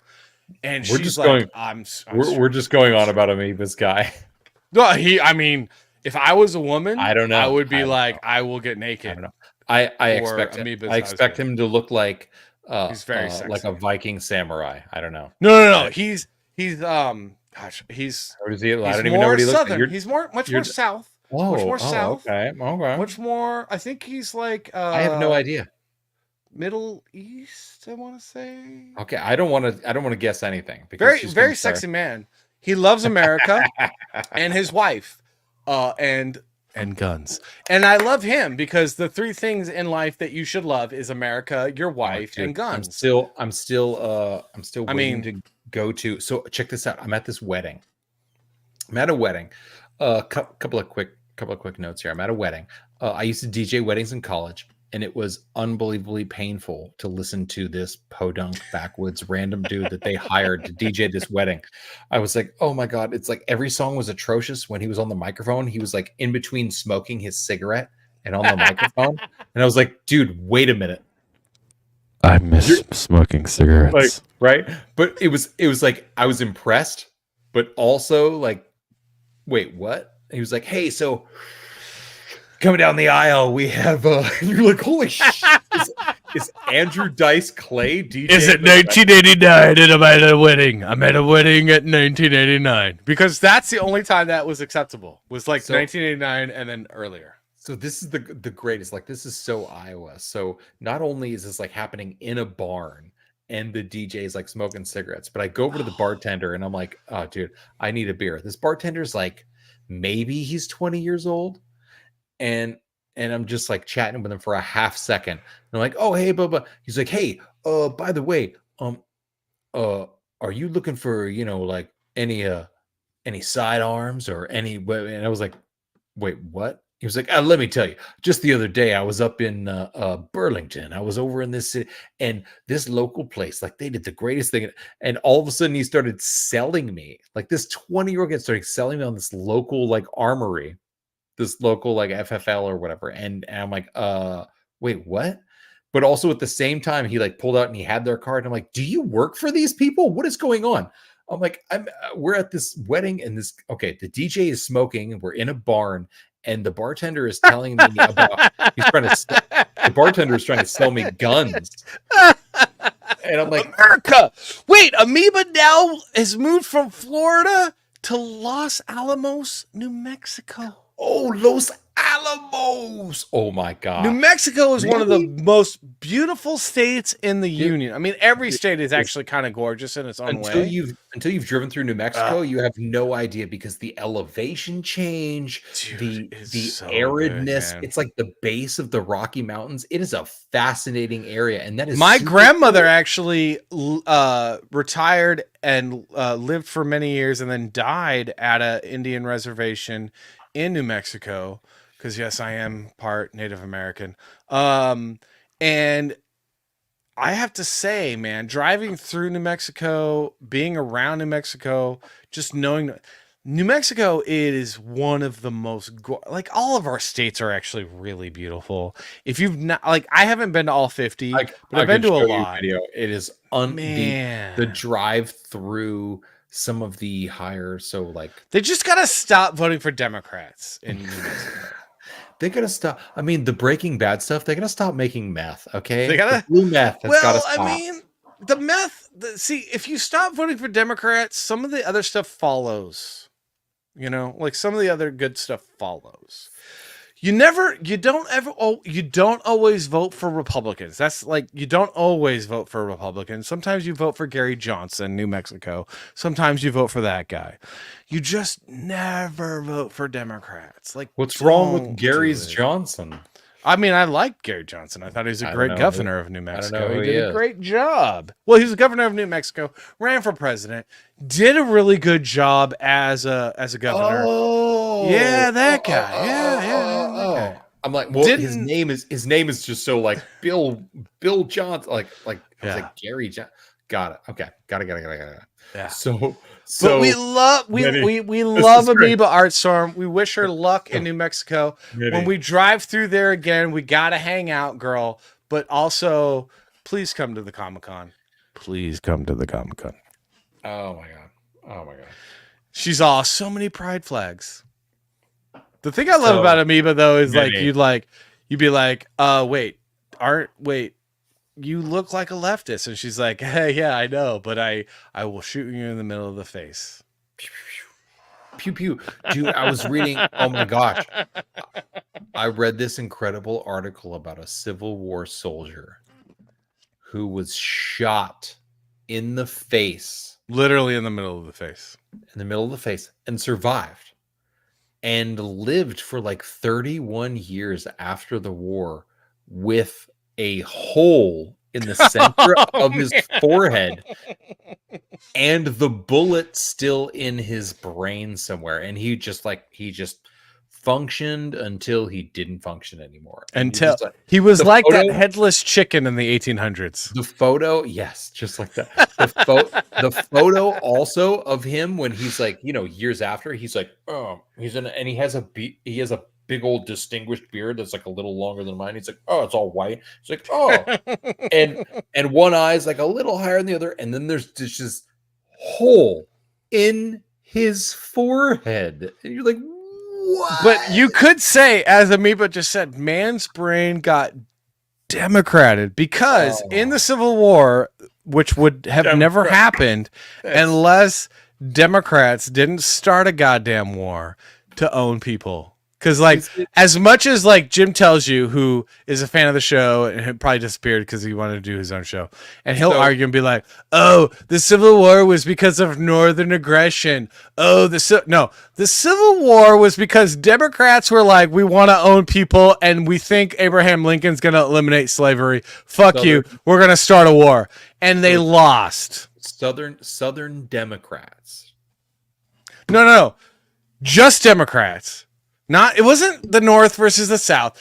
So Razor Fist has got this whole theory that the Civil War was started because, they were doing tariffs. Yes, they were tariffing free labor for owning people, you fucking assholes. So, they were trying to actually balance out the whole economy of slave labor and not slave labor. And Lincoln got elected because the Republican Party started off as an abolitionist party, and the Democrats were like, no, we want to own people. And the Republicans are like, you're not going to own people much longer, bitch. We just elected the fucking United States President Abraham Lincoln, who kind of was an asshole. Totally different sidebar. And then the Democrats were like, well, we're going to secede and start a war. And then Kentucky and Missouri and other states were like, we're not going to join you. So we're going to stay here. And then the Democrats were like, well, fuck you. And there was a war. And they lost because they wanted to own people. That is American history. If you disagree, you're retarded and dumb and lying or ignorant because you read a Woodrow Wilson book. Dude, Woodrow. Oh, my God. No.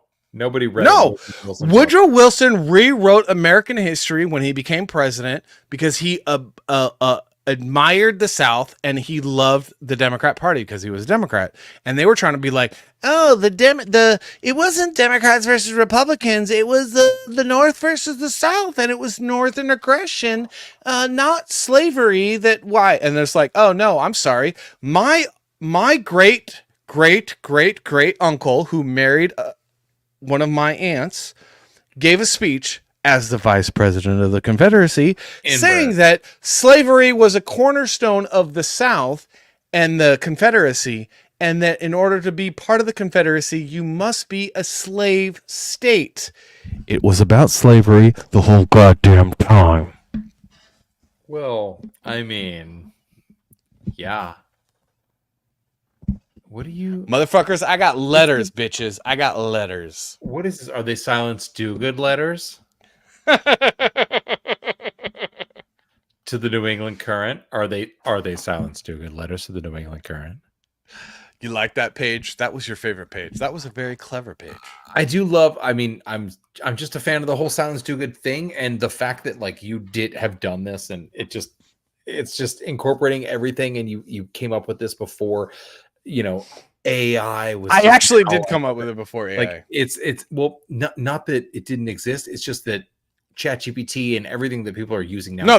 When I came up with Silence Dogood, none of that. I literally came up with Silence Dogood 12 years. Salty Papa might have gone to bed, but I came up with Silence Dogood and started drawing it over a decade ago. The concept of AI has always been there, but when it's actually been implemented, you having done it just prior to, is just kind of a kismet, and it's fantastic. And we're all here for it. If you guys haven't seen the cliffhanger at the end of episode 1, Episode 1. Episode 1. Issue. You got it. Episode Issue 1. I know. I keep saying that. I don't know. I feel like I don't read enough comics, so I just keep saying like I'm like number 1. It's like issue. And Amoeba says Tennessee Comic-Con, Chattanooga Comic-Con. There's 3 Comic-Cons in Tennessee. Chattanooga, a big train hub. I wonder if you want to get spicy, could I take? Don't worry, guys. They let you carry. So train from. All right. Should we call it what? Savage? Should we call it Savage? Should we call it Savage? Let's call it Savage. Let's call it. Hey, Silence Do Good. Just so by the way, obviously, like this is what we're really here for, because see, this is the jam. Salty Papa coming in very slow, very, very, very slow. About 12 years ago is what he's referring to. I came up with Silence Do Good about 12 years ago, guys. Yeah. And actually, I want to say 13 years ago. You watched, maybe a little bit longer. You watched National Treasure, and then you came up with it. National Treasure is the beginning of everything, thanks to Disney. Oh, and your argument?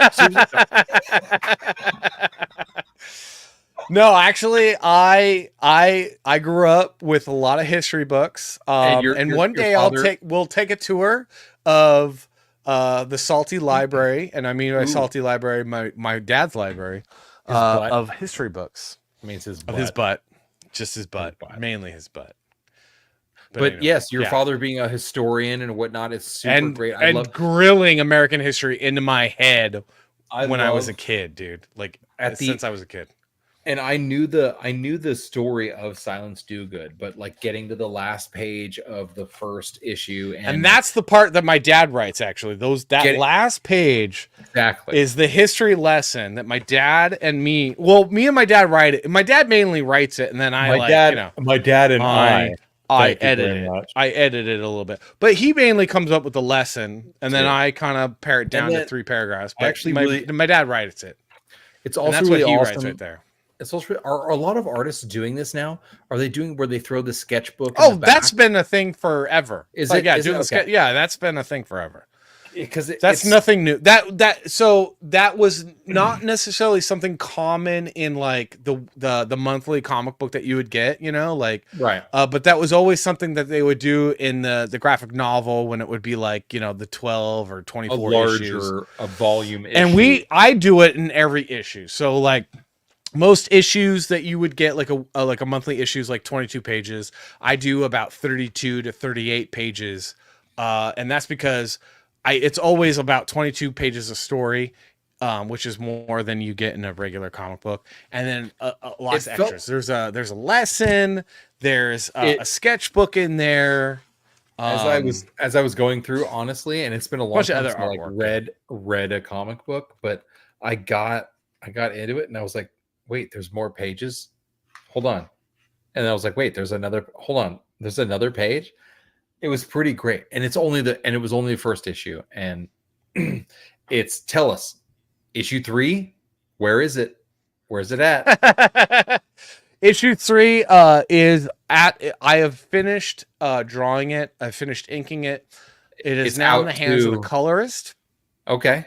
So it's going to take a couple more weeks because it's in the hands of the colorist. I had to hire a colorist because I needed to move on to other stuff. I'm actually we're doing a new comic book, and then a second volume of Silence Do Good. So there are going to be 2 books coming from us very early next year, which is really exciting. A new book, like a totally new story, a completely new story, a new title. Which I'm really excited about. Dude, completely different from Silence. And then but Silence Do Good's coming next year too. But you're gonna do? Did you say you're gonna do something additional with Silence, like reissue or something? What were you just saying? Oh, so we're gonna do a second chance where it's gonna be basically all 3 issues as one book. Yes, and that's gonna have a ton of extras, like a ton of extras. Amoeba's cover is going to be in there. My alternate cover is going to be there. And then there's going to be more history lessons in there. Just a lot of stuff besides it's gonna be like 100 pages. It's gonna like 100 plus pages of just art and story. So we need to do, you and I, we're gonna come up with a story about a legendary axeman. A legendary axe. Wait, It's Paul like Bunyan? Like You want to do Paul Bunyan? like a Paul Bunyan of sorts, but just American axeman. Just like a Benjamin Franklin of sorts, a Paul Bunyan of sorts. Who knows where Paul Bunyan could go when the people of future know his power? And I mean, I don't know. Paul Bunyan and his blue ox, his legendary blue ox. It was Babe, blue ox. Yeah, Babe the blue ox. Yeah, and he's I mean, I'm from California, Northern California, so it's like he's almost ingrained, just like John Henry or any of these old legends. John Henry actually was one of the original characters in Silence Do Good, but I pared it down because I wanted to just have one historical. But John Henry will be coming in. Great character. Eventually, yeah. Dude, all right, I love it. This is all awesome news. I'm learning new things just here at the Wait, you didn't know that? You did not know that? Things. Well, no, I feel like we talked about it at one point, but I also like to, pretend like everything is new to me.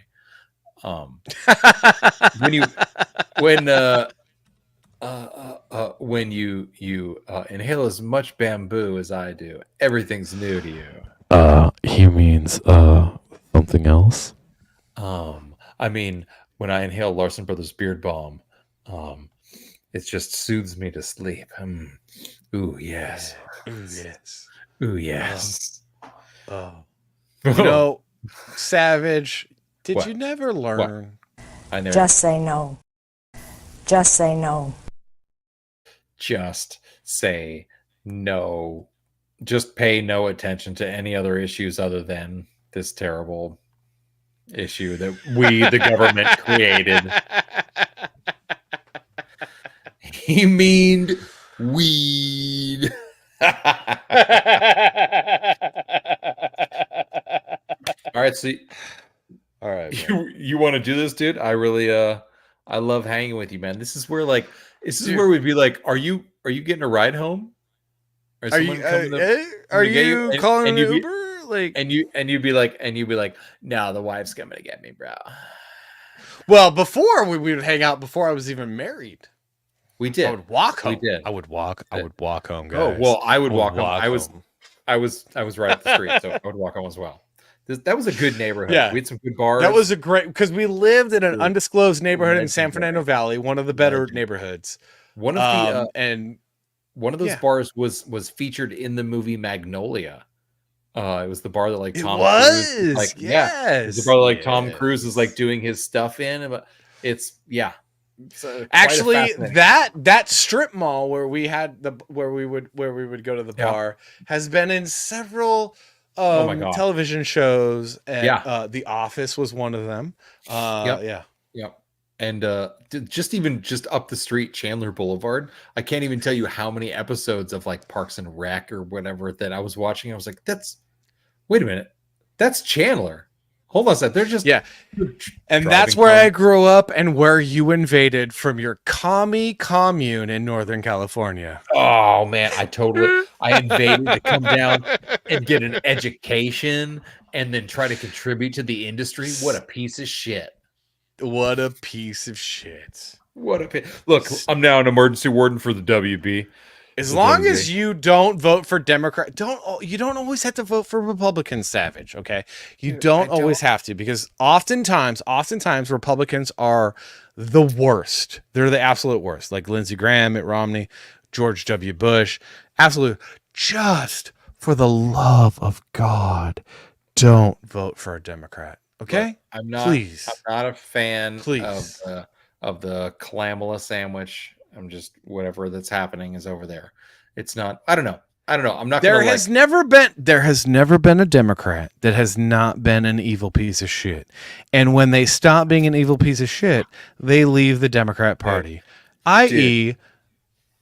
Tulsi Gabbard. Okay? That's a perfect example. Bill Robert Clinton. Kennedy Jr. was the nicest piece of shit. He was so nice. Bill Clinton actually is one of the better U.S. presidents and is still a giant. No, he's still an evil piece of shit because his wife is an evil piece of shit. He's also you been on don't the vote Epstein's for a plane Democrat. bunch. Well, and also a pedophile and a disgusting sexual deviant and probably an evil man. Allegedly. But what made him a good president was he listened to Newt Gingrich. Everything he did, Newt Gingrich created. That's a good point. That's a good point. Just saying, guys. All right. Never vote for Democrats. So what do we do? What do we do today? We had a great time.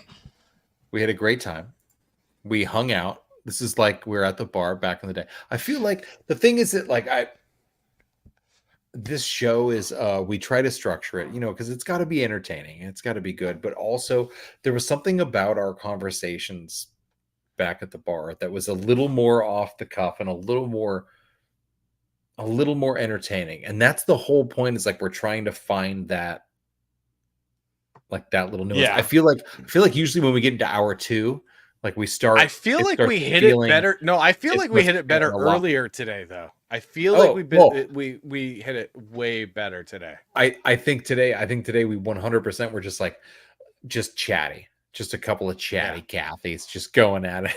Well, I'm officially done with YouTube because after our battle about the Magnum PI song, dun dun dun dun dun dun dun dun, are you gonna copyright strike me now, NBC? Fuck you. I've decided to not give a fuck, but also be way more salty and way more myself. And so I think and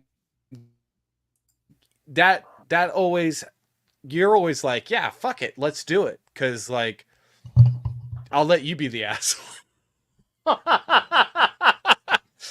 But I think that the show's gonna just get better the more we just don't give a fuck and argue, disagree, but also just say what we want to say without worrying about copyrights and what other people think and this and that. And so today I was just like, fuck it. The American government is a piece of shit asshole who is stealing our money and fucking us over while also bringing in criminals into the country illegally. Fuck them. Fuck them. America and China is asshole. China's out. And also Jesus Christ is Lord. And what are you gonna do? And Jesus Christ is a superstar. Well, he's also Lord, and King. That too. King of Kings, Lord just of Lords. Just so everybody knows. The Bible. Exactly. Wait, hold on. Facts, and more facts. Yes, that's right. Just so everybody knows, there's perfectly good reasons to be good. You don't have to read the Bible to understand the reasons or why you should be a good person. There's perfectly good reasons out there. The Bible does help, and Democrats don't. But if the Bible helps you be a good person, then read the fucking Bible. If that's what it takes, 100%, go right ahead. But I will 100% Savage. You should be able to be a good person. You should be able to be a good person nonetheless. So Savage, I will say, one of the reasons why I love Ben Franklin and why I made a comic book about Ben Franklin, Silencio do Goodio, was because Ben Franklin was what I would call he people label him as a deist, right? He was No, but he was a Christian deist. He definitely believed in Jesus as the Lord and Savior. But what he also believed in was something vastly different than what a lot of modern theology and Christianity is going to teach. And that is that God actually very much cares about what you do, and actually what you do kind of matters. And I think that he was right. So I think that being a good person and trying to do the right thing and trying to do the moral thing and trying to care about your neighbor really actually counts for a great deal.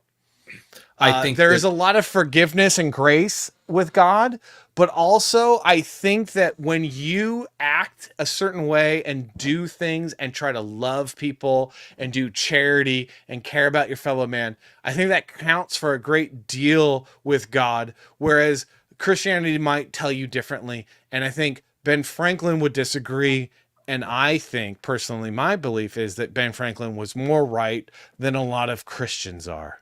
Because if you're not acting Christian, are you really Christian? Well, again. No, you're not. No, you're not. No, you're not. Because if you don't act a certain way, you don't believe a certain way. And let's stop pretending, you dumb assholes. Mitt Romney. Oh my God. Lindsey Graham. Mitt, what have you, Lindsay? Well, Lindsay, you're terrible. You can burn. You can burn, Lindsay. You can burn. Anyway. Right. Dude, let's shut it Lindsey down. Graham is a piece of shit, and I hate him. This was a great show. I'm not going to lie. It was. And Amoeba, thank Super you based. so much for coming back into the fold. It has been a minute, and we're glad that you moved across the country safe and that you avoided Hurricane Helene. We hope that your parents are okay and safe because we love you and your husband. Yikes! Yeah, it's we as the top of the show. We talked a lot about the hurricane and there's a lot going on there. I don't know what's happening, but it's unfolding, and we're a happy show. So let's are we? Hold on, am I still opening beers? What's happening? No, we should probably shut this down. Hey, we should shut it down. Shut it down. Shut it down. So this is where like I would like go out to my truck, and I'd like. And then think about like, all right, should I drive home? I almost bought that truck, by the way, guys. I almost bought that truck. Dude, some random guy, some random gardener bought my truck. Toyota Tacoma. It was a really nice truck. Forecast. We gotta end this show. Fuck, we gotta end this show. Let's go. All right, let's do it. Thank you so much, everybody. We super duper appreciate it. We are salty and savage, and we love you guys, and thank you for being here. This is our show. This is our show, and we got a theme song. We got all sorts of idea.